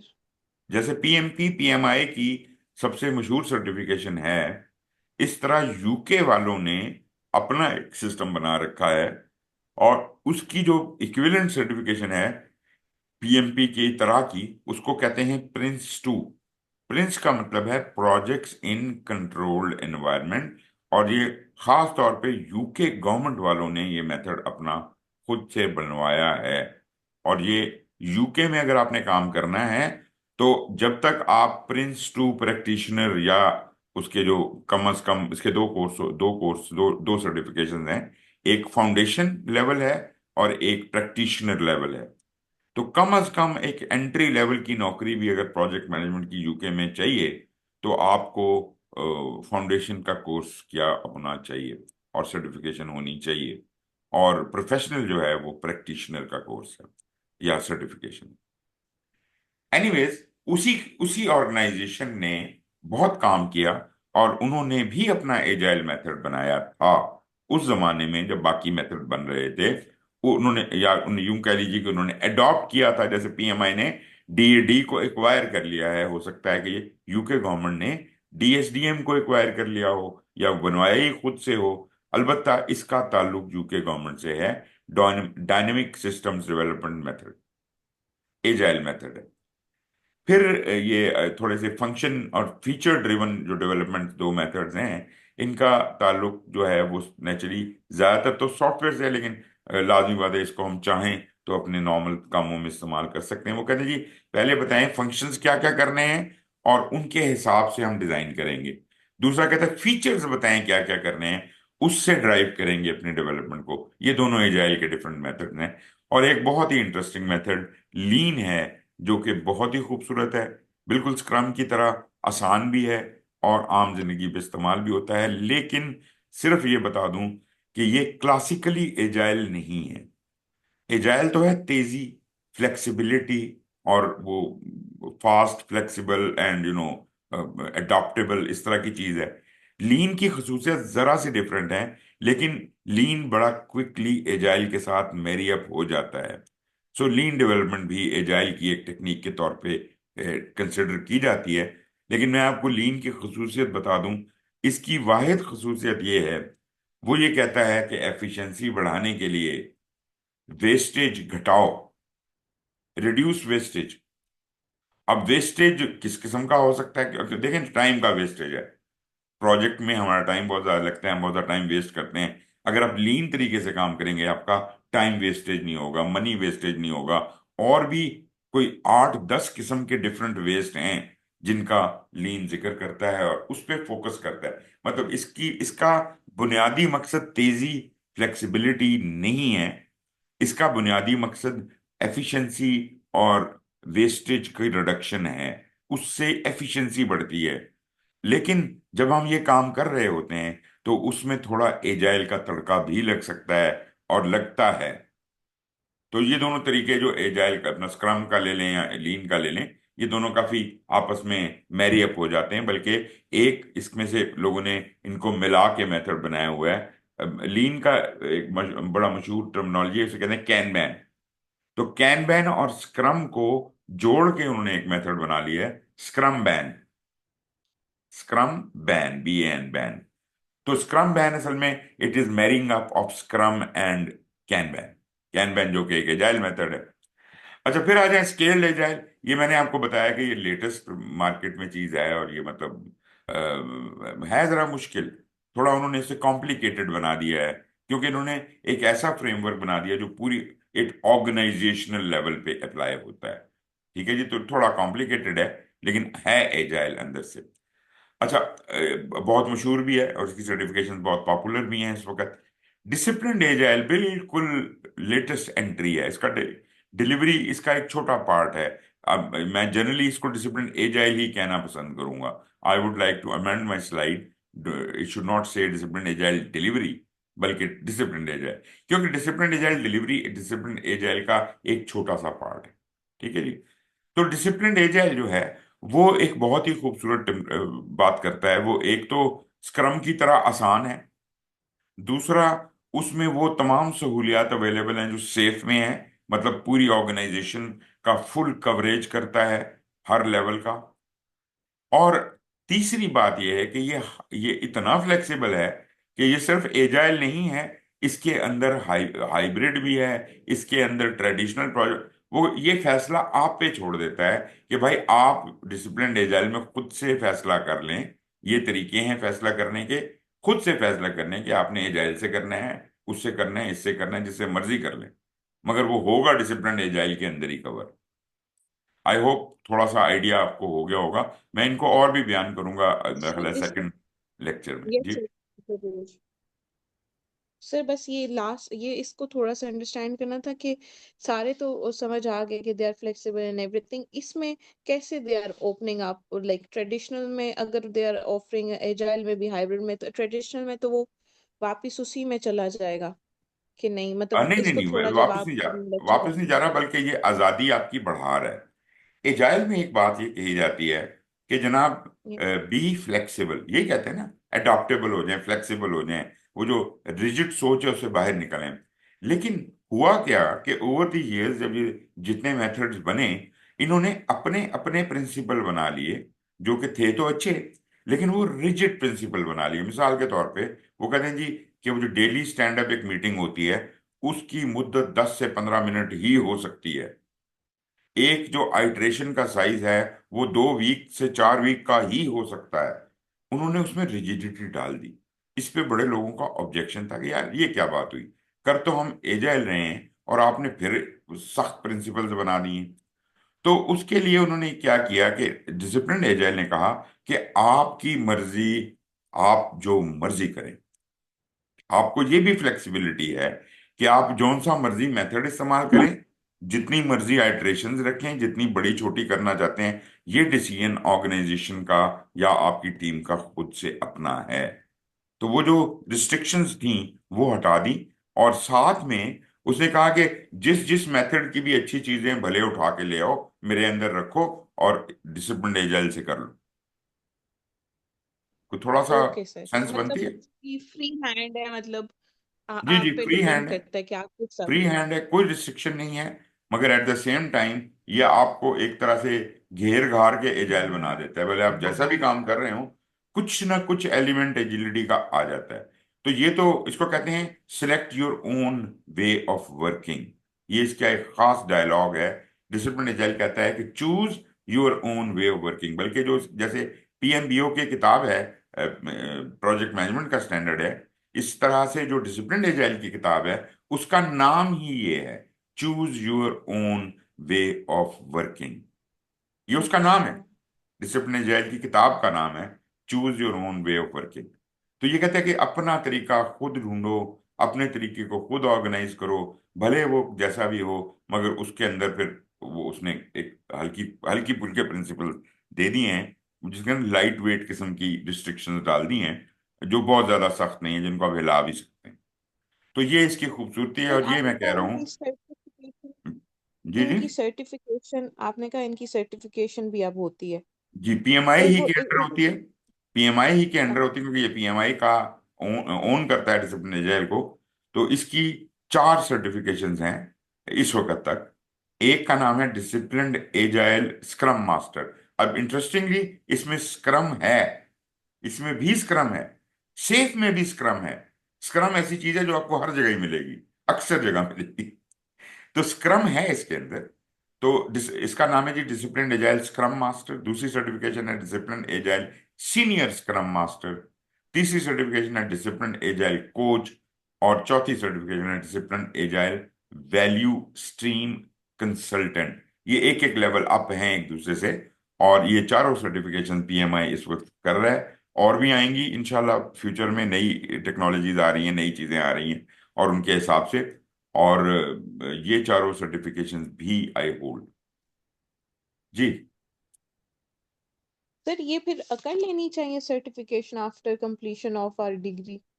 जी, क्यों नहीं? अगर आप अफोर्ड कर सकते हैं, अगर आपके पास टाइम है, पैसा है, जरूर करें। लाजमी बात है, ये पीएमआई की सर्टिफिकेशन थोड़ी सी महंगी जरूर होती हैं, लेकिन फायदा तो बहुत ज्यादा है। आपके नाम के साथ जब ये कोई भी चीज लग जाती है, पीएमपी भी कर लें और डीएएसएम भी कर लें, और मेरा मतलब है बड़ी मांग हो जाएगी आपकी मार्केट में, बहुत जबरदस्त ये चीजें काउंट होती हैं। Okay sir. अच्छा जी, आगे चलते हैं मेथोडोलॉजीज की तरफ। Each of the agile methods is unique in its specific approach. बहुत से मैंने आपको बताया ना ये तरीके, तो हर मेथड डिफरेंट है। और ये सब चीजें जो हैं बंदी कहाँ हुई हैं ऊपर से, इनको मुट्ठी में ये क्या है, किस असूल के तहत हैं? तो बुनियादी तौर पे ये पूरा जो विजन एजाइल का था, इसको एनकैप्सुलेट किया गया एक एग्रीमेंट के अंदर, जिसको कहते हैं एजाइल मैनिफेस्टो। ये कुछ लोगों ने, ये मैं सेकंड जो हमारा लेसन होगा वो एजाइल मैनिफेस्टो के ऊपर होगा। उसमें उन्होंने इसके बेसिक प्रिंसिपल्स सेट कर दिए। ठीक है जी, बेसिक वैल्यूज और बेसिक प्रिंसिपल्स सेट कर दिए, और वो कहलाता है agile manifesto. They are fundamentally incorporate iterations and continuous feedback. ये इसकी चंद खसूसियात हैं कि इसके अंदर जनाब एजाइल में आइटरेशंस होती हैं जैसे आपने देखा, और कॉन्टिन्यूस फीडबैक ये एक बहुत जबरदस्त एलिमेंट है कि कहीं भी कभी भी प्रोजेक्ट करने के दौरान आप अपने स्टेक होल्डर्स और कस्टमर और बाकी लोगों से आउट ऑफ टच नहीं रह सकते। आपको हर वक्त उनको इंगेज और इन्वॉल्व रखना ही पड़ेगा, और उनकी तरफ से कॉन्टिन्यूस फीडबैक आती रहेगी। आप उसके हिसाब से अपने प्लान को बदलते रहेंगे और उसको इवॉल्व करते रहेंगे। रिफाइन एंड डिलीवर, अब ये तो सॉफ्टवेयर सिस्टम लिखा हुआ है, मगर जो भी कोई आप प्रोडक्ट बना रहे हैं, कोई भी सिस्टम डिलीवर करना है आपके प्रोजेक्ट में, वो सक्सेसिवली रिफाइन और डिलीवर होता रहेगा। किसकी रोशनी में? इस कॉन्टिन्यूस फीडबैक की रोशनी में और आपके आइटरेटिव वर्क की रोशनी में। उसके बाद जनाब इसके जो कॉमन फीचर्स और आ जाते हैं, दे ऑल इन्वॉल्व, एक तो इसमें प्लानिंग एक मुसलसल चीज है, हर वक्त प्लानिंग होती रहती है, प्रोजेक्ट के एंड तक प्लानिंग होती रहती है, एंड तक टेस्टिंग होती रहती है, इंटीग्रेशन होती रहती है, और प्रोजेक्ट को मुसलसल इवॉल्व करता रहता है 24/7/365। मतलब आप समझे नॉन स्टॉप वर्क है। ठीक है जी। ये आप मतलब एफिशिएंसी का हाल आप अंदाजा नहीं कर सकते कि जो काम आप 10 दिन में करते थे यहाँ मिनटों में भी हो सकता है। ठीक है जी। तो ये शायद थोड़ा इस वक्त आपको इस चीज को ग्रैस्प करना जरा मुश्किल हो, लेकिन मैं आपको यकीन दिलाता हूं कि एजिलिटी इसी काम के लिए है। It is just like a magic, जो चीज नामुमकिन है उसको मुमकिन बना के दिखाता है। फिर ये वैसे तो मैंने कहा था स्क्रम सबसे लाइट वेट मेथड है, लेकिन जनरली ये जितनी भी मेथडोलॉजीज हैं ये जनरली लाइट वेट कंसिडर की जाती हैं एज कंपेयर टू जो हमारा ट्रेडिशनल वाटरफॉल मॉडल है, जो आप पीएमबीओके में पहले पढ़ते आए हैं, वो जो इनिशिएशन प्लानिंग एग्जीक्यूशन सारी प्लानिंग पहले कर लो और ये वो, उससे ये बहुत बहुत लाइट वेट है, बहुत आसान है, बहुत इजी है और हाईली फ्लेक्सिबल है। इनहेरेंटली अडाप्टेबल, फ्लेक्सिबिलिटी है, अडाप्ट हर बदलती हुई सूरत हाल के साथ। ये सारी मेथडोलॉजी जो भी कोई एजाइल की मेथडोलॉजी है, दे आर इनहेरेंटली अडाप्टेबल। उनको बनाया ही इसलिए गया है कि वो उनमें बदलाव आसानी से लाया जा सके किसी भी प्रोजेक्ट के ऊपर। They all focus on empowering people to collaborate. यहां पर ये बात मैं आगे बहुत ज्यादा एम्फसाइज करूंगा कि पीपल कोलेबोरेशन जो है अपनी टीम के साथ या अपने स्टेक होल्डर्स के साथ, दैट इज वेरी इंपॉर्टेंट। इसको उन्होंने उठा के सर का ताज बना दिया है। बाकी उन्होंने कहा असूल भाड़ में जाएं, सब चीजें भाड़ में जाएं, सबसे इंपॉर्टेंट चीज है लोग और उनके साथ collaboration and make decisions together, इकट्ठे मिल के फैसले करना जल्दी और इफेक्टिवली। देखें जरा कितनी जबरदस्त बात है कि मतलब माइंडसेट, सोच बदलने का एक मुकम्मल है। वरना हम कहाँ कोलेबोरेट इतना ऑफन करते हैं। करना तो आम प्रोजेक्ट मैनेजमेंट में भी कोलेबोरेशन तो होती है, लेकिन इतनी इंटेंसिव कोलेबोरेशन ये सिर्फ एजाइल में मिलेगी और इनहेरेंटली मिलेगी। Many of the individual principles and practices that are promoted by agile development have been around for years, even decades. ये जितने भी मेथड आपको बताए जा रहे हैं, एक्सट्रीम प्रोग्रामिंग और ये वो सब पुरानी बातें हैं, ये कई सालों, कई डिकेड से चली आ रही हैं। मजे की बात है कि एजाइल मैनिफेस्टो तब एग्जिस्ट नहीं करता था। एजाइल सॉफ्टवेयर इंडस्ट्री को ज्यादा प्रॉब्लम था कि जनाब हमारी रिक्वायरमेंट बदल जाती हैं, क्या करें कैसे करें, तो उन्होंने अपने अपने मेथड बना लिए। वो मेथड जो हैं वो जब सारे बन गए और लाजमी बात है कि अलग अलग बने, तो एक जरूरत महसूस हुई कि इन सबको एक मुट्ठी में बांधने की जरूरत है कि कहीं कोई हद से बाहर ना निकल जाए। तो इन सब के जो खालिक थे उन्होंने आपस में मिलके एक मीटिंग की और उसमें उन्होंने एक बहुत ही मुख्तसर एजाइल मैनिफेस्टो, जिसमें 4 वैल्यूज दी गई थी एजाइल की, वो बताई और 12 प्रिंसिपल्स दिए। वो मैं आपके साथ अगले लेक्चर में डिस्कस करूंगा। Each of the agile methodologies combines both old and new ideas. मतलब ये अब मैंने आपको लेटेस्ट आइडियाज भी बता दिए, पुराने तरीन भी बता दिए कौन कौन सी मेथडोलॉजीज हैं, तो ये जितनी मेथडोलॉजीज हैं, दे आर सो फ्लेक्सिबल कि वो नए पुराने सब आइडियाज को मिला के रिफाइन करके आप उसको इस तरह से इस्तेमाल कर सकते हैं कि you can get more than the sum of the parts, greater than the sum of the parts. ये सुना होगा आपने ये डायलॉग। फिर जनाब, सर इसमें एजाइल सर मेथडोलॉजीज आपने हैं। कहा 12 प्रोसेसेस हैं और 4 प्रिंसिपल्स हैं। जी, इसमें बहुत सी चीजें आगे आगे आएंगी। असल में ये तो बुनियादी तौर पे उसका जो एक सेंट्रल हब है ना, उन्होंने एक मैनिफेस्टो जी सर। में ये दो चीजें दी हैं, 4 वैल्यूज दी हैं और 12 प्रिंसिपल दी हैं। लेकिन फिर उसकी फर्दर एक्सटेंशन और चीजें खुली हैं। हर मेथडोलॉजी ने उसे अडॉप्ट किया, उसमें से कुछ ने वैल्यू बनाई, कुछ और चीजें भी बनाई, और प्रैक्टिसेस बनी और बहुत कुछ बना। वो हम डिस्कस करते जाएंगे जब हम एक एक मेथड को देखेंगे कि वो क्या चीजें ओके हैं। सर। और डिसिप्लिन एजाइल की अपने प्रिंसिपल्स हैं, अपनी वैल्यूज हैं, अपना हिसाब किताब है। लेकिन ये वो गवर्न जितने भी एजाइल मेथड हैं, भले कोई भी हो, वो बेसिकली गवर्न वो एजाइल मैनिफेस्टो ही से होते हैं।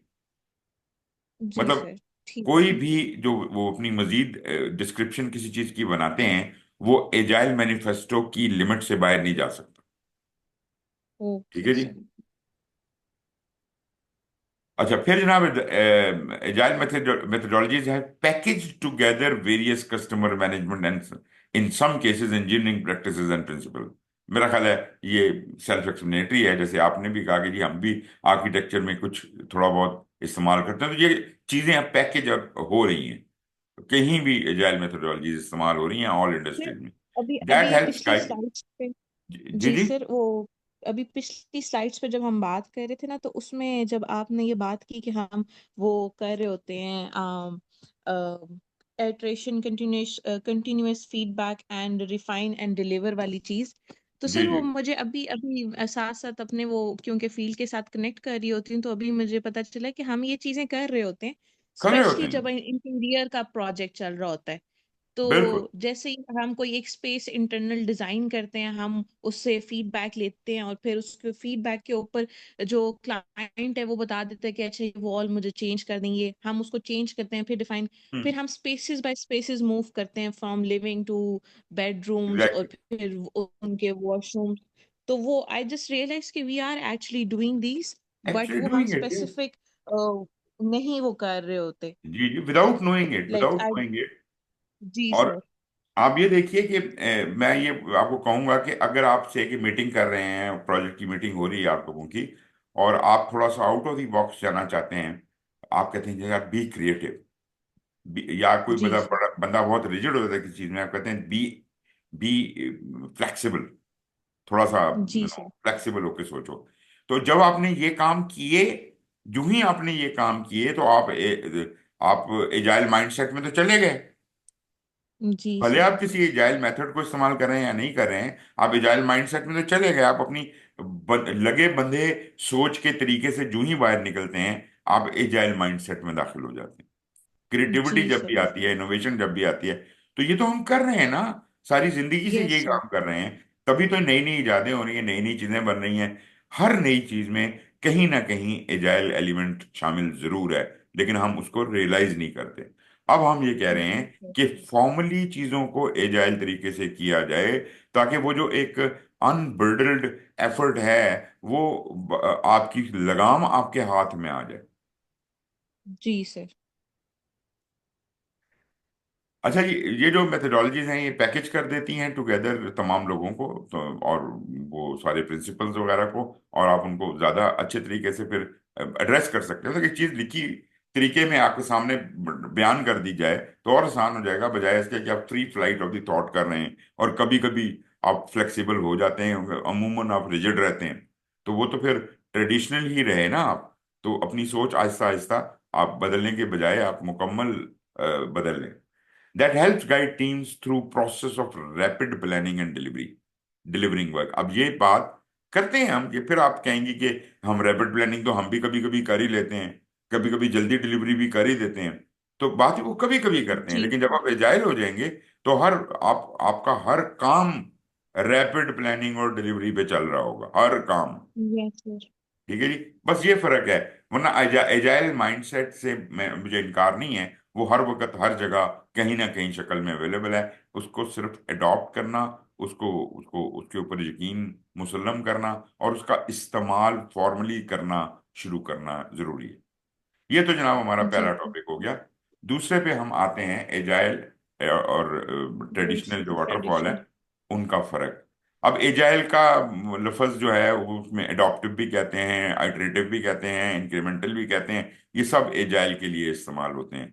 फिर जो ट्रेडिशनल वाटरफॉल है उसको ट्रेडिशनल भी कहते हैं, वाटरफॉल भी कहते हैं, प्रिडिक्टिव भी कहते हैं।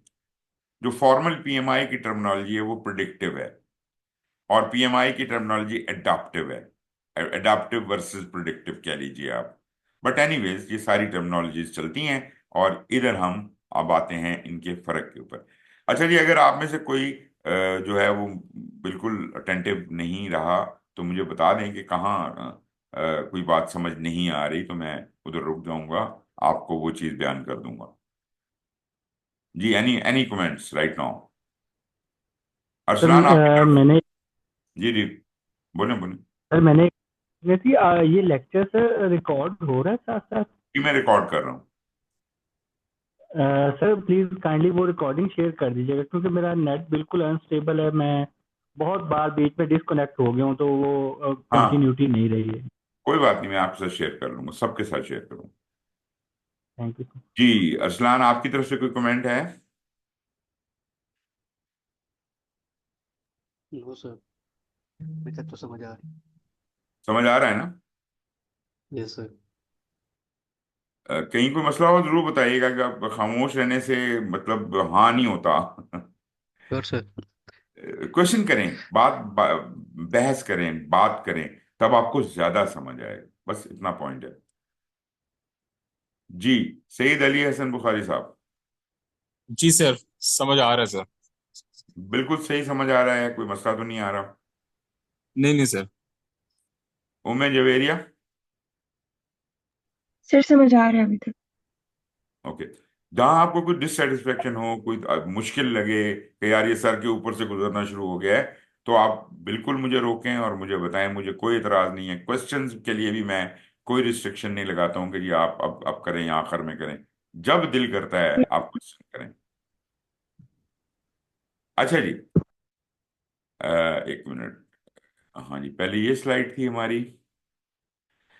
ओके। ये एक डायलॉग आपने अक्सर सुना होगा कि कस्टमर कहता है, you build what I ask for, not what I wanted. कि तुम समझे ही नहीं हो मेरी रिक्वायरमेंट्स को। जो मैंने कहा तुमने उस तरह से काम कर दिया, लेकिन जो मैं चाहता था उस तरह काम नहीं किया। आप कहेंगे भैया तुम चाहते थे, हमें क्या पता।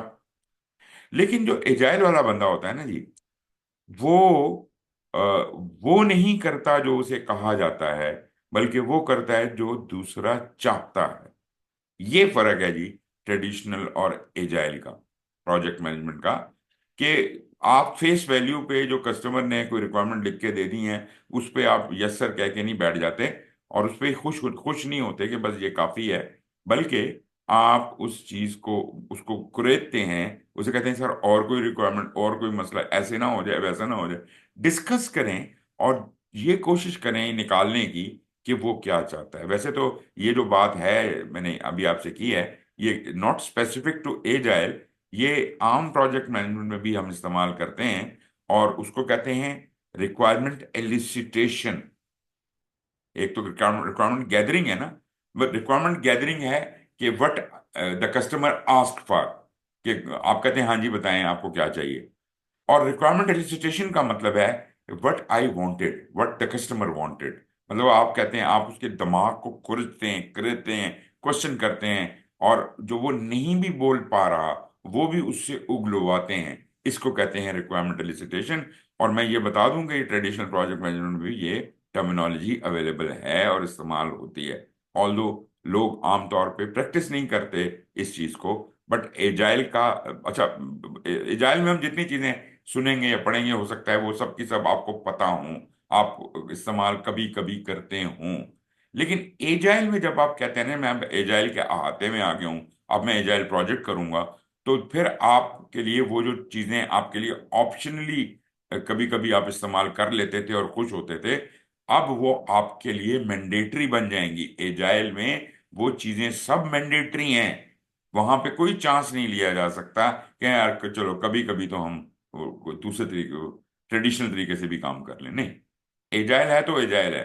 जो प्योर एजाइल मेथड है वो आपको उसको वो मतलब वो तमाम प्रिंसिपल्स आपको फॉलो करने, कॉन्टिन्यूस प्लानिंग वाला और ये वो सब आपको करने पड़ते हैं। अ, और दूसरी बात यह है कि आमतौर पे ये समझा जाता है कि ये जो प्रोजेक्ट मैनेजर है ये प्रोजेक्ट मैनेजर नहीं है, ये बस बल्कि इसने तो लफ्ज लिख दिया प्रोजेक्ट एडमिनिस्ट्रेटर का। मैं कहता हूं कि जितने हमारे प्रोजेक्ट मैनेजर्स हैं उनकी औकात एक प्रोजेक्ट कोऑर्डिनेटर से ज्यादा की नहीं है। उनको प्लान बना के दे दिया जाता है, कान पकड़ के मरोड़ के कहते हैं करो काम, और वो जनाब अपनी टीम के साथ रोबोट की तरह काम करना शुरू कर देते हैं। जो कहा गया है वही करते हैं और कुछ सुनने और समझने की कोशिश नहीं करते। ठीक है जी, ये एजाइल नहीं है, ये तरीका एजाइल नहीं है। एजाइल मेथड अपनी at the core are all about managing the impact of change on a project. वो एक बड़ा तज्जिया करता है, देखता रहता है क्या हालात हैं, हालात कैसे बदल रहे हैं, और ना सिर्फ ये कि कोई किसे बताए कि ये रिक्वायरमेंट चेंज हो गई है या होने वाली है। ये खुद बैठा सोचता रहता है एजाइल मैनेजर, और देखता रहता है क्या बदलने वाला है और क्या बदल रहा है, और उससे मेरे प्रोजेक्ट की सेहत पे कहाँ कहाँ कब कब कैसे कैसे क्या असरात मुरतब होने वाले हैं। और वो पहले से ही उसके लिए एकदम सोच के रखता है। मतलब पहली बात तो ये कही थी आपको कि चेंज को वेलकम करता है एजाइल मैनेजर। दूसरी तरफ से वो चेंज के ऊपर नजर भी रखता है। वेलकम तो करता है, बल्कि इतना वेलकम करता है कि उस पर नजर भी रखता है और पहले से सोच के, दूरअंदेशी के साथ सोच के रखता है कि अगर ये हुआ तो मुझे कैसे एडजस्ट करना पड़ेगा। फिर एजाइल टेक्निक्स जो हैं वो रियलाइज करती हैं that documentation is poor means of communication. अब आप थोड़ा इसके ऊपर शशदर जरूर हुए होंगे, क्योंकि जितनी भी हमने जिंदगी में आज तक पढ़ा लिखा और सीखा और काम किए और जो प्रोजेक्ट्स किए, documentation documentation and documentation. Agile कहता है डॉक्यूमेंटेशन प्राइमरी नहीं है, सेकेंडरी है। अगर हो सकती है तो ठीक है कर लें, लेकिन otherwise this may include many inefficiencies. सारा जोर डॉक्यूमेंटेशन पे, ये बना के लाओ वो बना के लाओ। वो 150-150 200 सफ़े की रिपोर्टें बना के लेके आ रहा है प्रोजेक्ट मैनेजर, और ऑन ग्राउंड काम देखे तो कख भी नहीं हुआ। असल क्या चीज इंपॉर्टेंट है? असल जो चीज इंपॉर्टेंट है वो ऑन ग्राउंड वर्क है। और दूसरी बात ये कि ये जो कागज बनाने में और कागज कम्युनिकेट करने में और अगले के पढ़ने में जो टाइम जाया होता है, तो ये कोई एफिशिएंट मेथड ऑफ कम्युनिकेशन तो नहीं है। भाई यही बात अगर मैं आपको सामने मुंह पे कह दूं तो वो ज्यादा बेहतर नहीं होगा, बजाय इसके कि मैं आपको 150 सफ़े, 500 सफ़े या 1000 सफ़े की एक मैनुअल पकड़ा दूं कि भाई इसमें देख लेना। सर अब वो मगर ना पढ़े वो तो पूरा। जी जी।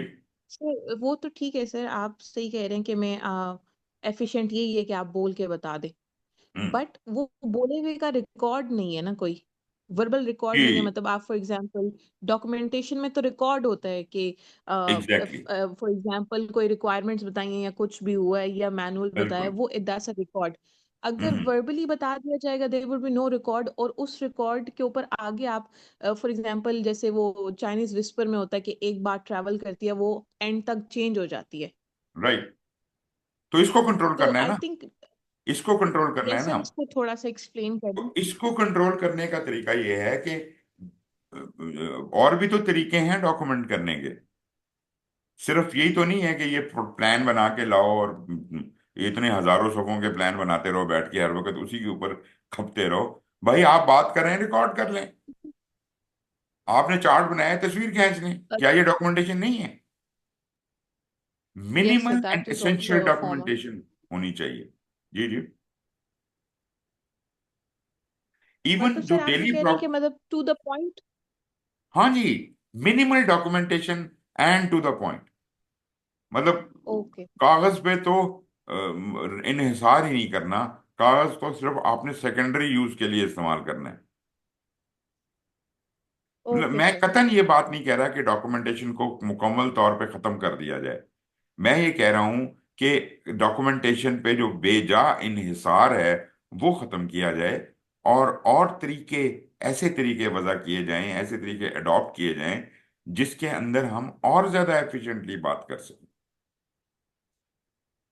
और एक बात मैं सर आपको जैसे, बता दूं कि जो फेस टू फेस कम्युनिकेशन है, यस आमने सामने खड़े होकर बात करना, उससे ज्यादा वाजे कोई तरीका नहीं है बात करने का। मैं आपको ईमेल करता हूं, आप उसको कुछ और समझ लेती हैं, और फिर आप आने में और जाने में, जवाब देने में 3 दिन जाया हो जाते हैं। वो 1 सेकंड की बात थी, अगर मैं मुंह से बोल के आपको समझा देता और आप वहीं अगर कोई डाउट होता क्वेश्चन कर लेती, बात खत्म हो जाती। मैंने 3 दिन जाया कर दिए उस बात में। ईमेल आ रही है, ईमेल जा रही ट्रू है, दैट ईमेल आ सर। रही है। लेटर तो और वो महीने यस लग सर, जाते हैं। True that. ऑफिस में सर देखें। एग्रीड, ये तो होता है। और ये सर ऑफिस में बहुत ज्यादा ये होता है कि वो एक बात होती है और उसको ईमेल में लिखते हैं, फिर ईमेल रिस्पॉन्ड करने में टाइम लगता है, फिर एग्जैक्टली। वो आगे जाती है 4 लोगों से वेरीफाई होके आती है और उसमें हफ्ता एक एफिशिएंसीज निकल है ना जाता है। जी, एफिशिएंसीज। हम एफिशिएंसी को बढ़ाना चाह रहे हैं। यही तो वो जगह है जहां लीकेज है, इसी को तो दूर करना है। बल्कि मुझे किसी ने बताया कि जी वो जो गवर्नमेंट ऑफिसर्स हैं, उस पे पास एक केस गया, तो उसने, बंदे ने जाके पूछा कि यार मेरा केस आगे गया कि नहीं। उसने कहा ना जी ना, 48 घंटे से पहले मुझे इजाजत नहीं है कि वो केस साहब के सामने रखूं। 48 घंटे हर फाइल को इंतजार कराना हमारी एसओपी है। और भाई कोई इमरजेंसी होगी तो मर जाएगा बंदा, और दूसरी ओर फिर यस साहब सर, अपना टाइम लेंगे। साहब अपना टाइम लेंगे, वो महीना वो लगा देंगे। सर। उसके बाद फिर 48 घंटे वो उसको फाइल को आराम करने का भी चाहिए होगा क्लर्क के पास, फिर कहीं वो आहिस्ता आहिस्ता मूव करेगी। तो कहने का मतलब है ये सब इनएफिशिएंसीज है।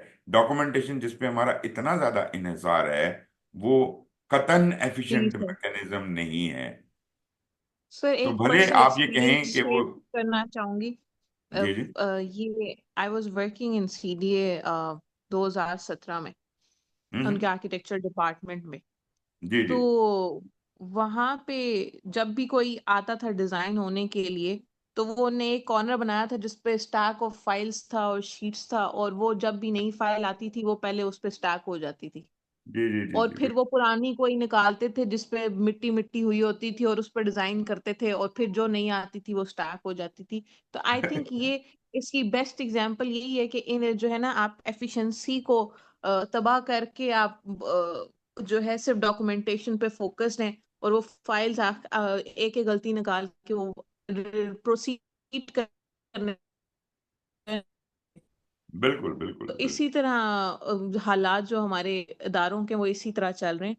पर ये एग्जैक्ट। है कि सर इंशाल्लाह ये हम लोग इसको सीख के इसको प्रैक्टिस करेंगे ताकि एफिशिएंसी हम लोगों की बढ़े, और बिल्कुल। इंशाल्लाह इसको हम प्रैक्टिस करेंगे। वो एक मुझे वो ऐसी ऑफ दी, उसके बाद कल एक वीडियो में देख रहा था कहीं पे, एक बंदे की, वो उसने वो कोई बात कर रहा था कि जी आप टाइम मैनेजमेंट अपनी कैसे करें। उसने एक 5 मिनट रूल दिया, पता नहीं कहीं होगा, किसी किताब में होगा, उसने वहां से पढ़ा होगा। मेरा ख्याल है मैंने भी कहीं इसको देखा है। वो 1 मिनट रूल तो मुझे पता है, 5 मिनट भी कहीं पढ़ा होगा मैंने। अलबत्ता वो बात मुझे बड़ी पसंद है। उसने कहा जी कि प्रोक्रास्टिनेशन से बचने के लिए हम ये काम शुरू ही नहीं करते, इसलिए कि ये जनाब बड़ा लंबा काम है, पता नहीं यार टाइम है यस नहीं है। सर। वो कहते हैं जी 5 मिनट रूल ये कहता है कि जो कोई भी काम है, आप कहें कि अच्छा यार काम तो बड़ा लंबा है, मैं ऐसे करता हूं, मैं सिर्फ 5 मिनट काम करके देखूंगा, सिर्फ 5 मिनट दूंगा इस काम को। अगर मजा आया तो कंटिन्यू करूंगा, नहीं तो नहीं करूंगा। वो कहता है कि शुरू तो करो। 5 मिनट जब यस काम सर। करोगे तो अमूमन तासुर यही है कि आप इन्वॉल्व हो जाएंगे और आप उसको आखिर तक पहुंचाएंगे। वो जो चीज हम पेंड करते रहते हैं, तो वो उससे बच जाएंगे। Yes sir. तो इस तरह की चीजें बड़ी हैं। वैसे मैं बहुत ज्यादा बिलीव नहीं करता ये जो मॉडर्न, ये जो लोग इस तरह के टोटके देते हैं, बट एनीवेज इनमें से कुछ मजेदार भी होते हैं। Yes sir. अच्छा, फिर जनाब प्रोजेक्ट मैनेजमेंट जो ट्रेडिशनल है, आपको पता ही है, वही जो आप बात कर रहे थे जी, इनिशिएशन, प्लानिंग, एग्जीक्यूशन, वही जनरली प्रोजेक्ट मैनेजमेंट का प्रोसेस में प्लानिंग होती है, ऑर्गेनाइजिंग होती है, डायरेक्टिंग होती है, कंट्रोलिंग होती है रिसोर्सेज की, to accomplish a relatively short term objective to meet specific goals and objectives of the overall organization। मतलब प्रोजेक्ट जो है वो ऑर्गेनाइजेशन के एक छोटे से मकसद को पूरा करने के लिए, जो कि एक बड़े मकसद को कंट्रीब्यूट कर रहा होता है और ऑर्गेनाइजेशन के फायदे में होता है, इस पे बात मैं करूंगा। लेकिन बुनियादी तौर पे प्रोजेक्ट मैनेजमेंट सिर्फ बस इसका नाम समझा जाता है ट्रेडिशनली, वाटरफॉल जो है। फिर हम क्या करते हैं उसके अंदर, हम लोग कहते हैं सारी चीजें बस एक बार लॉक कर दो, अब कोई चेंज नहीं करेगा, और अगर चेंज होगा तो हम बड़ा हैवी हैंडेड किस्म का, ऑटोक्रेटिक किस्म का चेंज कंट्रोल सिस्टम बनाते हैं, बहुत सीनियर आदमी को उसके ऊपर चेंज को अप्रूव करने के लिए लगा देते हैं, और वो मतलब यूं समझें कि फिर ना ही समझो, बड़ी मुश्किल से ही कोई चेंज अप्रूव होगी, अदरवाइज आपने उसे फंसा के रख दिया है, एक लॉकडाउन हो जाता है। लेकिन एजाइल में मैंने जैसे आपको कहा, वहां पे कोई लॉकडाउन सिचुएशन नहीं है, चेंज कंट्रोल का कोई मैकेनिज्म ही नहीं है, बल्कि कॉन्सेप्ट ही नहीं है चेंज रिक्वेस्ट का। एजाइल के अंदर कोई कॉन्सेप्ट नहीं है एजाइल चेंज रिक्वेस्ट का। Change is open and it is welcome all the time. अब ये थोड़ा माइंडसेट चेंज करने की बात है। ये जो आदमी ट्रेडिशनल प्रोजेक्ट में काम करता रहा हो, उसको ये बात नहीं समझ आएगी, यार ये कैसे हो सकता है, ये भी कोई प्रोजेक्ट है। मगर जब आप एजाइल को समझ जाएंगे तो आप कहेंगे यही तो प्रोजेक्ट है, यही तो तरीका है काम करने का। फिर जनाब, सर एक क्वेश्चन है जी जी, इससे रिलेटेड। हम्म, सर ये फॉर एग्जांपल जैसे हम कह रहे हैं कि एजाइल में जो है इट्स उसमें चेंज रिक्वेस्ट का कोई कॉन्सेप्ट नहीं है। ट्रेडिशनल हाँ, में ये है कि वो चेंज रिक्वेस्ट जनरेट होती है, पर सर वो आपकी जो बेस लाइन सेट कर देते हैं ट्रेडिशन कि जी हम्म, स्कोप और कॉस्ट एंड जी जी स्केड्यूल। जी, तो चेंज में चलें, चेंज में एजाइल में तो ये हो गया कि स्केड्यूल और जो है वो बेस लाइन जो मतलब स्कोप है वो चेंज हो रहा है, पर कॉस्ट का सर इसमें कैसे वो करते हैं एजाइल में कॉस्ट, और एज ट्रेडिशन ये की कॉस्ट को फिर किस तरह वो जस्टिफाई करते इस हैं? क्वेश्चन को आप जरा रोक लें। अभी आपको नहीं समझ आएगा, लेकिन मैं आपको ये चीज बयान करूंगा और आप कहेंगे यार इतना आसान था ये काम, so easy it is. Okay sir, done. आगे चल के ओके इंशाल्लाह मैं सर। इसके ऊपर डिस्क्राइब करूंगा। लेकिन मैं आपको सिर्फ इस वक्त फर्क बता रहा हूँ कि ये चीजें जो लॉकडाउन कर देते हैं, ओके और हम समझते हैं कि यार यही तरीका है, इसके अलावा तो कुछ हो ही नहीं सकता, एफिशिएंट काम करने का तो यही जी तरीका जी। हो सकता है। लेकिन मैं आपको ये बताऊं, ये एफिशिएंट नहीं है। अगर आप ये अपने ओके सर। अपनी सोच से, अपने बंधन से, अपने इस से बाहर निकल आए, अपनी जो सफियर बनाया हुआ है बबल, उससे बाहर निकलें और आउट ऑफ द बॉक्स सोचें, तो अब आपको ऐसी ऐसी चीजें नजर आएंगी जो नामुमकिनात को भी मुमकिन बनाएंगी, और वो हम उसकी तरफ जा रहे हैं। ओके फिर सर। जनाब ये कुछ पॉइंट्स लिखे हुए हैं, organizational structures are means of establishing order, ये समझा जाता है ट्रेडिशनल प्रोजेक्ट मैनेजमेंट में कि जनाब ये ऑर्गेनाइजेशन स्ट्रक्चर जो है ना, बस यही सब कुछ है, यही हमारा मीन्स है कामयाबी का, ऑर्डर एस्टेब्लिश करने का। क्यों बाहर निकले, increase control results in increase order, जितना दबाएंगे उतना बेहतर डिसिप्लिन आएगा, गलत बात है। मतलब ठीक है, अपेरेंटली ठीक होगी, लेकिन ये है कि हमारे एजाइल दुनिया, एजाइल माइंडसेट इसको नहीं मानता, नहीं समझता। ऑर्गेनाइजेशन मस्ट बी रिजिड, और उनकी हायरार्की स्टैटिक होनी चाहिए। क्यों भाई, फ्लेक्सिबल क्यों नहीं हो सकते? Employees are interchangeable parts in the organization machine, ये लोग आनी जानी चीजें हैं, देर रिप्लेसेबल। भाई एम्प्लॉय को इज्जत दो, उसको उसकी उसकी जो समझ है, उसकी जो अकल है, वो उसके ऊपर रिलाय करो, रादर देन कहो कि तुम दफा हो जाओ, तुम्हें फायर कर दिया, तुम आ जाओ। ये क्या ड्रामा है? तो एजाइल लोगों की जी कदर सर करता है। ऐसे। Problems are solved hmm. Primarily, मोटी मोटी प्रॉब्लम सॉल्व कर देते हैं, जड़ में नहीं जाते।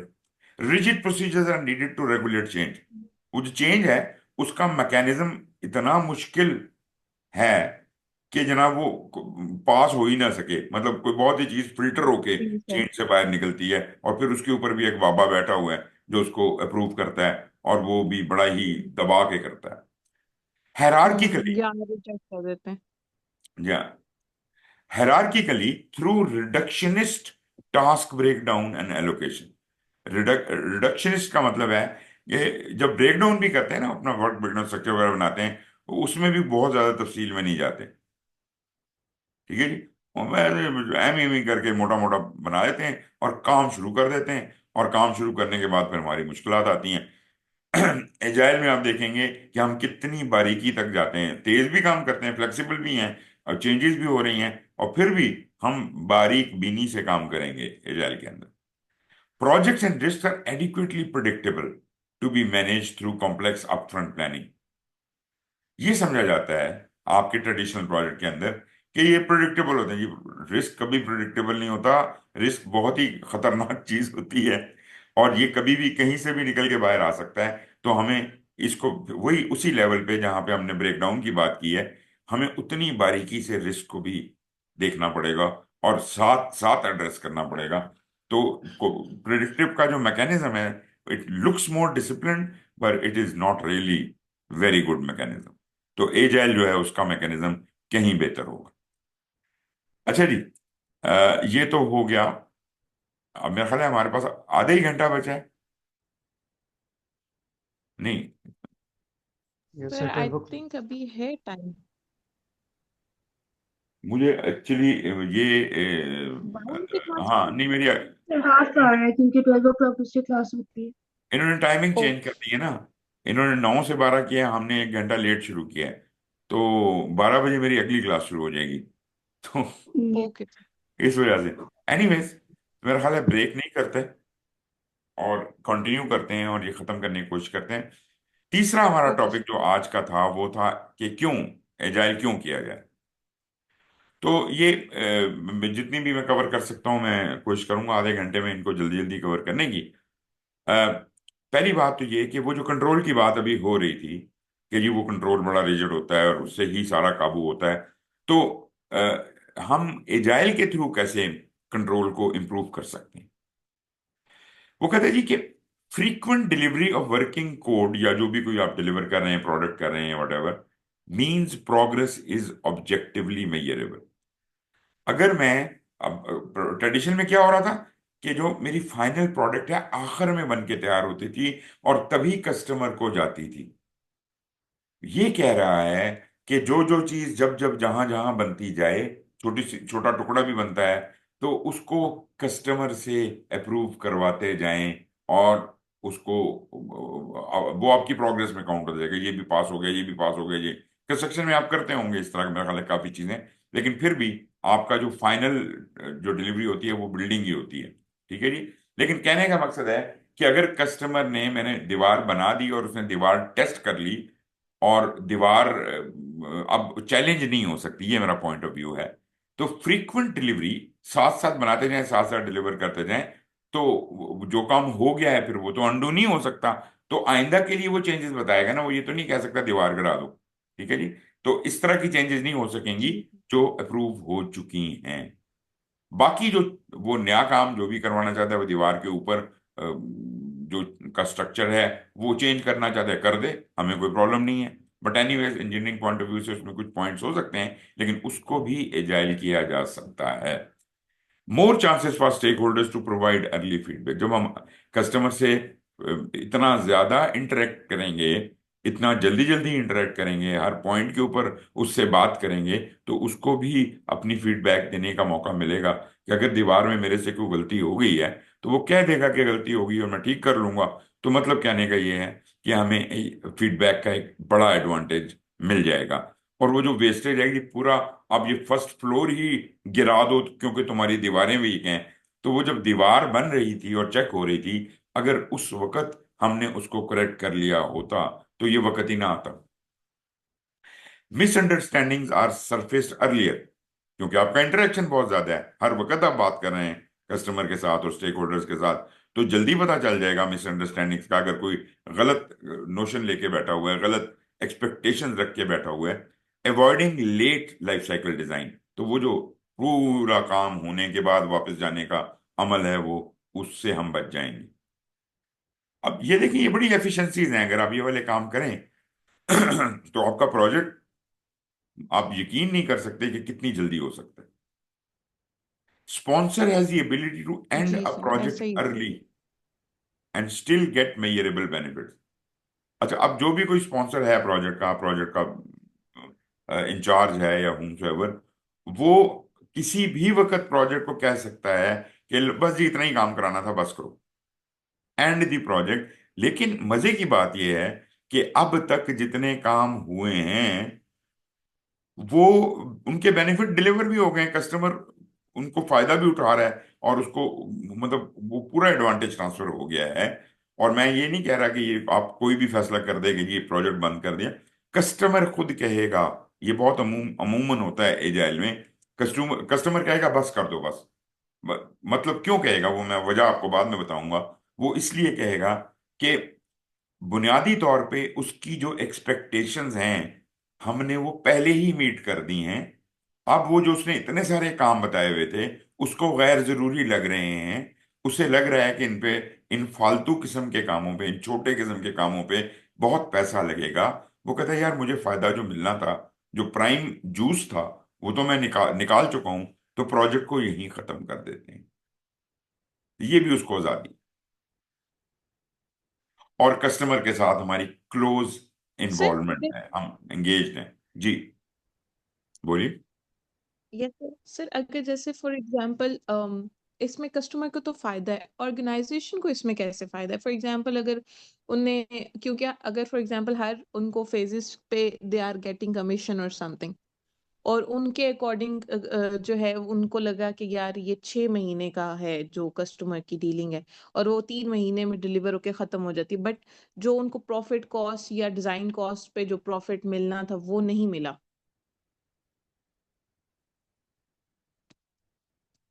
सर आप म्यूट हो गए सर, आई थिंक। हाँ जी। जो आप चार्ज कर रहे होंगे ना कस्टमर को, इसके कॉन्ट्रैक्ट से डिफरेंट किस्म के होते हैं। एजाइल के कॉन्ट्रैक्ट उस तरह के नहीं होते जैसे आपके ट्रेडिशनल प्रोजेक्ट्स के होते हैं। यहाँ पे काम की बुनियाद पे पैसे मिल रहे होते हैं। आपने ओके एक सर। बहुत बड़ा काम कस्टमर का चंद दिनों में कर दिया जो कि 6 महीने में होना था, तो आपको 6 महीने की पेमेंट तो हो गई। वैल्यू के ऊपर जी सर।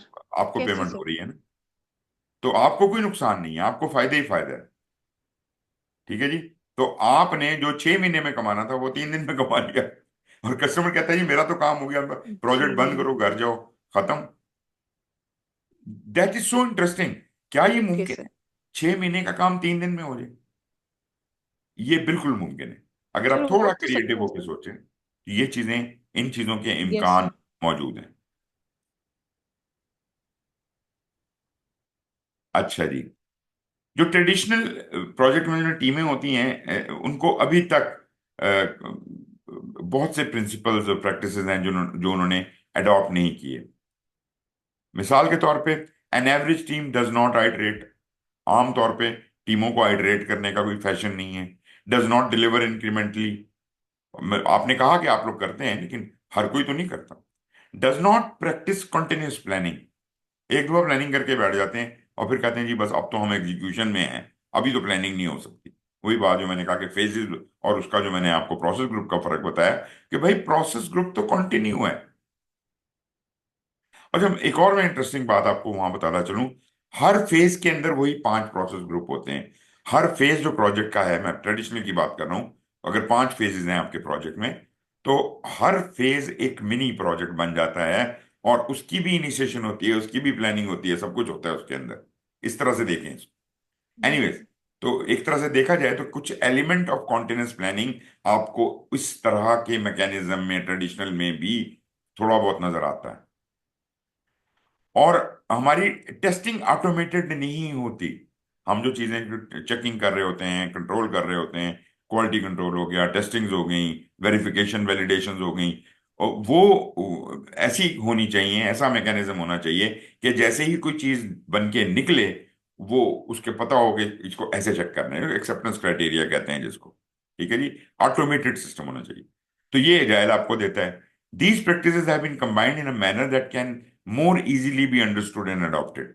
ये जो एजाइल वाली हैं, इनको इस तरीके के साथ बनाया बांधा गया है कि इनको आसानी से ये कोई मुश्किल नहीं है। It's so easy to implement. समझना भी आसान, इनको अडॉप्ट करना भी आसान। The trend appears to be rapidly changing for the years for the better, specially during the last several years। कई सालों से लोग सोचना शुरू हो गए हैं। और देखिए ना, चीजें जिस तरह से बदल रही हैं दुनिया में।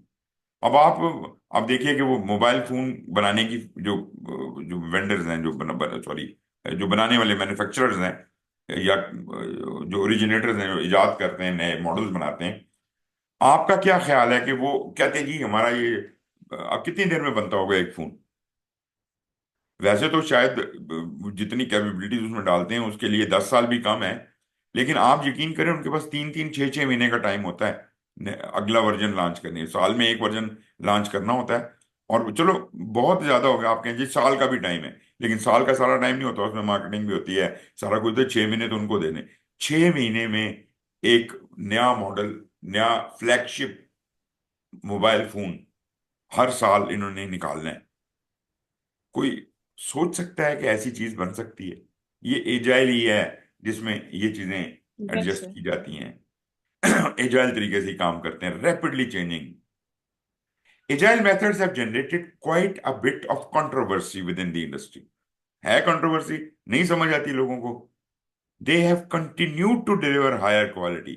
मगर आप माने या ना माने, जो नॉन एजाइल लोग हैं वो नहीं मानते ये क्या बात है, मजाक करते हैं, ये एजाइल से भी कभी काम हो सकता है। लेकिन जब वो ये देखते हैं कि यार ये तो मुसलसल कमाल करते चले जा रहे हैं, तो फिर वो भी सोचने पे मजबूर होते हैं कि यार ये क्या है। तो बात ये कि वो अब आंखें बंद करके बैठे रहें, कहेंगे जी हम जो कर रहे हैं वो वही करेंगे, तो फिर तो कुछ नहीं हो सकता। It has recently been adopted outside of software industry. यही वजह है कि ये सॉफ्टवेयर इंडस्ट्री से निकल के पूरी दुनिया में एक वबा की तरह फैलती जा रही है agile. Okay, they are all about managing the impact of change on projects. एक तो ये आप समझ जाएं कि चेंज का असर प्रोजेक्ट पे क्या होगा, पहले भी बात की थी मैंने। इसके ऊपर नजर रखते हैं आप, क्या चेंज आ सकती है, प्रोजेक्ट पे क्या असर होगा, कैसे मैं उसे एडजस्ट करूंगा। When change occurs, they allow the change to occur in an orderly manner. Attempts to control the risks that occur from these changes। तो साथ साथ जैसे जैसे कोई नई रिक्वायरमेंट्स आ रही हैं, नई तब्दीलियां आ रही हैं, अब ये चेंज वो कंट्रोल वाला हिसाब किताब नहीं है, ये ऑटोमेटेड सिस्टम है एजाइल के अंदर।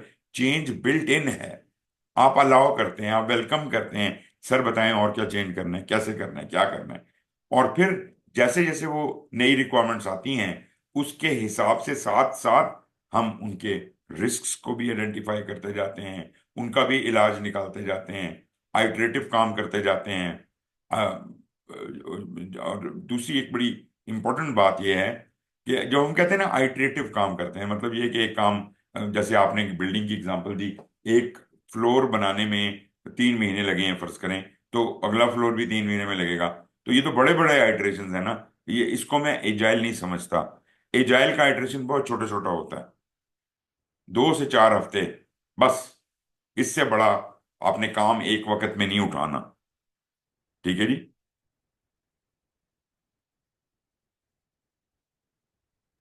Yes sir. ओके, अच्छा जी, हमारे पास कुछ लोग निकल गए हैं, कुछ लोग आ गए हैं। ये कौन है? मेथड अहमद, अहमद भट्टी जी, कौन है आप? गायब हो गए, चलिए मर्जी। ओके, फिर जनाब आप रिस्क को रिड्यूस कर सकते हैं, risk of building wrong thing. ये भी देखें ना कि काम करने के साथ साथ हम साथ साथ ये भी देख रहे हैं कि क्या अगर गलत कर दिया तो क्या खदशात हो सकते हैं, अगर सही किया और बुरे तरीके से किया तो क्या खदशात हो सकते हैं, अगर हम किसी लूप में फंस गए, endless cycle of design update में फंस गए, तो उसका क्या रिस्क, उसका क्या नताइज हो सकते हैं, प्रोक्रास्टिनेशन का क्या असर होगा। हमें कंट्रोल को इम्प्रूव करना है, लेस रिजिड कंट्रोल रखने हैं। मतलब ये तो नहीं हो सकता कि हम बिल्कुल ही कंट्रोल ना रखें, कोई ना कोई तो तरीका रखना ही है, लेकिन एट द सेम टाइम उसको जितना फ्लेक्सिबल रखा जा सके उतना बेहतर है। क्योंकि हमारी जो प्रोजेक्ट की इन्वायरमेंट है एजाइल में, they are highly changing. Improve communication, communication हमारा की है।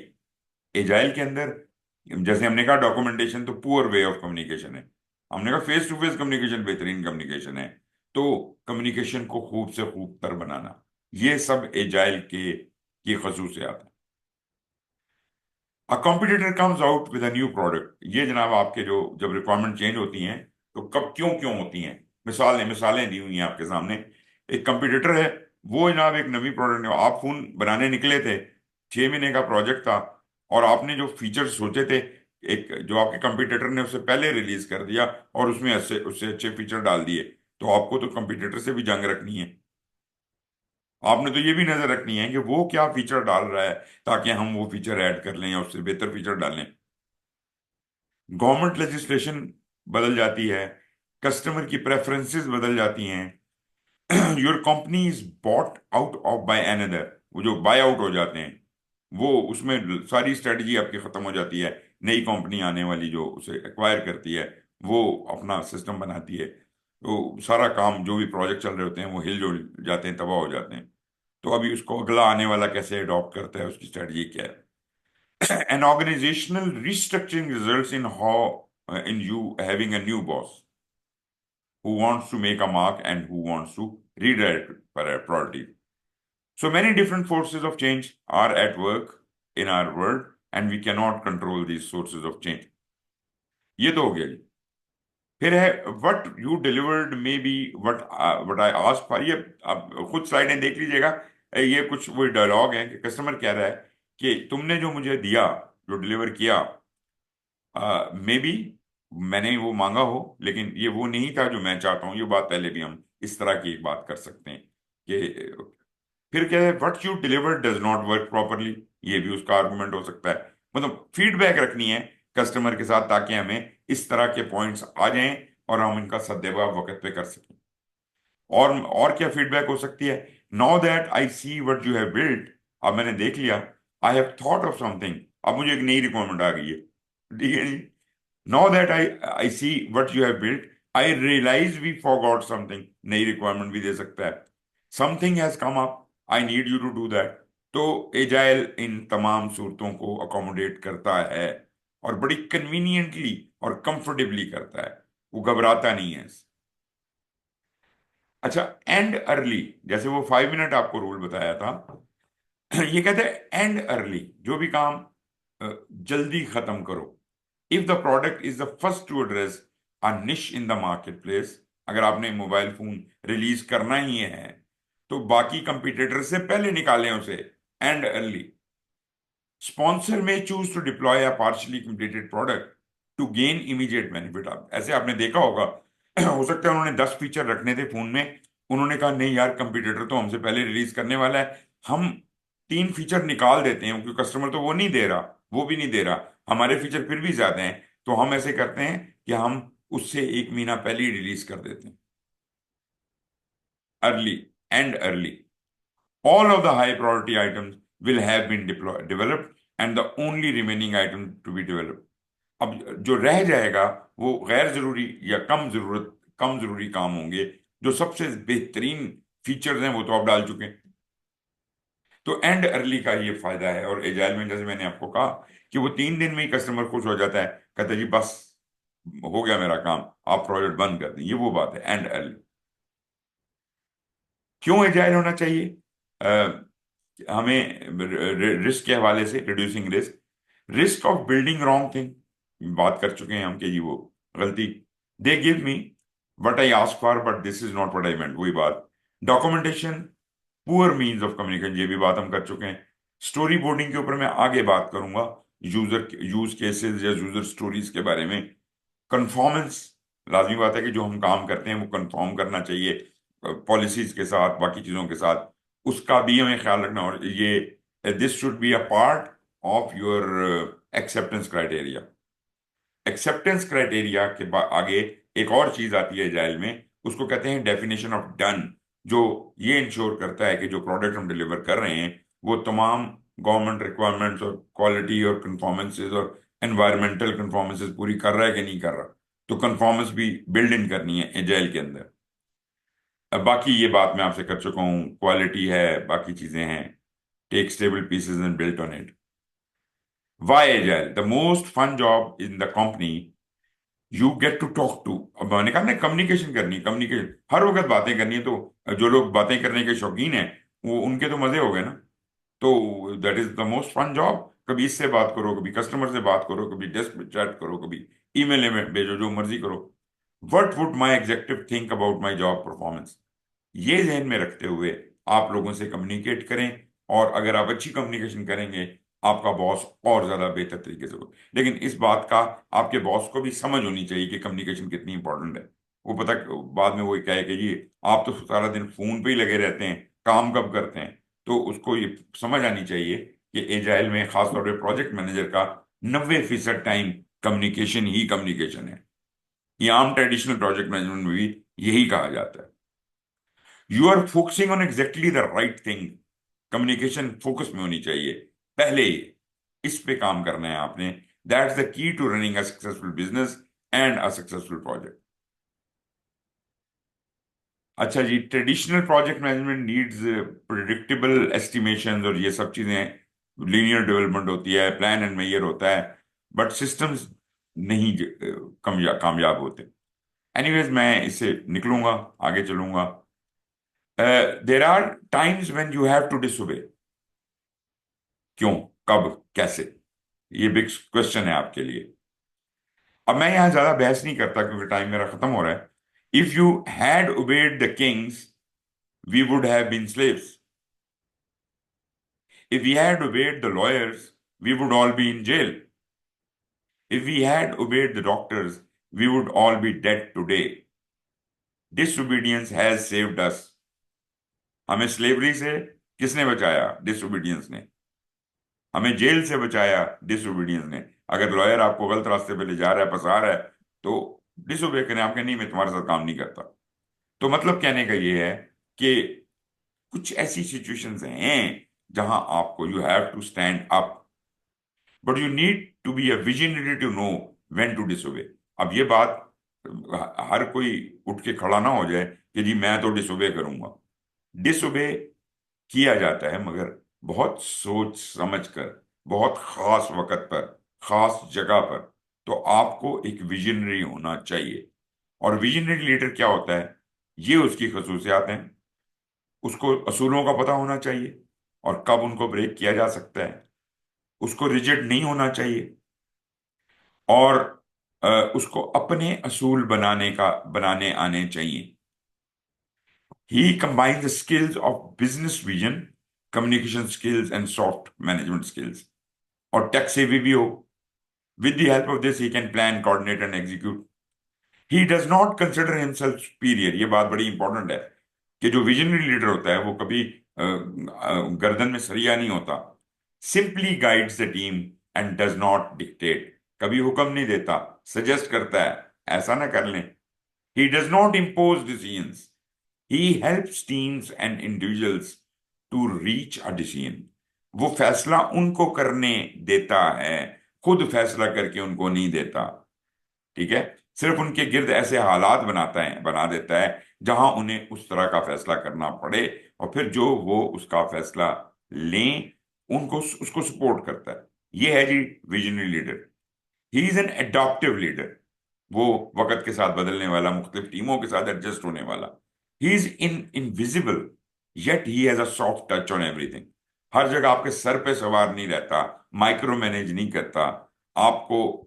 आपके लिए कंप्लीटली इनविजिबल है, आपके आगे पीछे कर रहा है, लेकिन डज नॉट मैटर। ये नहीं है कि वो आ गया तो सारे होशियार होके बैठ गए। तो ही इज इनविजिबल। तो उसकी उसके आनियां और जानियां जो हैं वो आपको मैटर नहीं करती, मगर वो उसकी आनियां जानियों में वो अब सिर्फ सॉफ्ट टच लेता रहता है। How well the team is working. But सारी डेलीगेशन आपको है। आप लोग जो हैं टीम मेंबर्स, आप जो मर्जी और जैसे मर्जी करें। A fundamental difference between agile project planning and traditional project planning is that the agile project planning is very collaborative in nature। अब यहाँ पे जो आपको बंदा चाहिए वो बहादुर भी चाहिए। जो आपका लीडर है, जो कि मैंने कहा विजनरी होगा, उसको बहादुर भी होना चाहिए। Team is responsible for planning, not just the project manager. Project manager सिर्फ पीछे खड़ा है, और वो यूं कहें कि जैसे मुर्गी अपने चूजों के गिर्द पर फैला के बैठी होती है। इस तरह वो उनको प्रोटेक्ट कर रहा है। अच्छा जी, तो ये हो गया मेरा आज का सेशन। ये हमने 3 टॉपिक्स कवर किए, व्हाट इज एजाइल, एजाइल और ट्रेडिशनल प्रोजेक्ट मैनेजमेंट, और व्हाई एजाइल। और यहाँ हमारा एंड होता है। मैं आई एम सॉरी कि मैं ज़्यादा टाइम आपको नहीं दे सका, थोड़ा सा मिसअंडरस्टैंडिंग होगी टाइम स्टार्ट का, वरना मैं और ज़्यादा आराम से इसको डिस्कस करता। Anyways, here we call it a day. और अगर कोई क्वेश्चंस हो तो फटाफट आप पूछ सकते हैं। जी जनाब।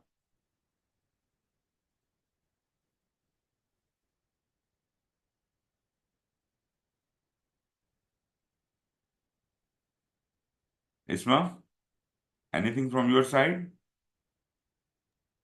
No sir, thank you so much, it was very good session, बहुत कुछ लर्न किया है। इंशाल्लाह ऑन कैंपस और अच्छी डिस्कशन होगी। इंशाल्लाह, इंशाल्लाह। चलेंगे। अदील, आपकी तरफ से कोई पॉइंट है? Adeel, sorry, Aqeel, you? No sir, right no, no question. Okay, चलें, ठीक हो गया जी। Thank you very much. आप लोग जो थैंक पिछली यू क्लास सर। वाले हैं वो प्लीज़ लॉग आउट कीजिए, और मैं यहीं से अपनी नई क्लास को कंटिन्यू करूंगा। So thank you very much and take care. खुदा हाफिज। You sir. Thank you so much sir. अल्लाह हाफिज, अल्लाह हाफिज।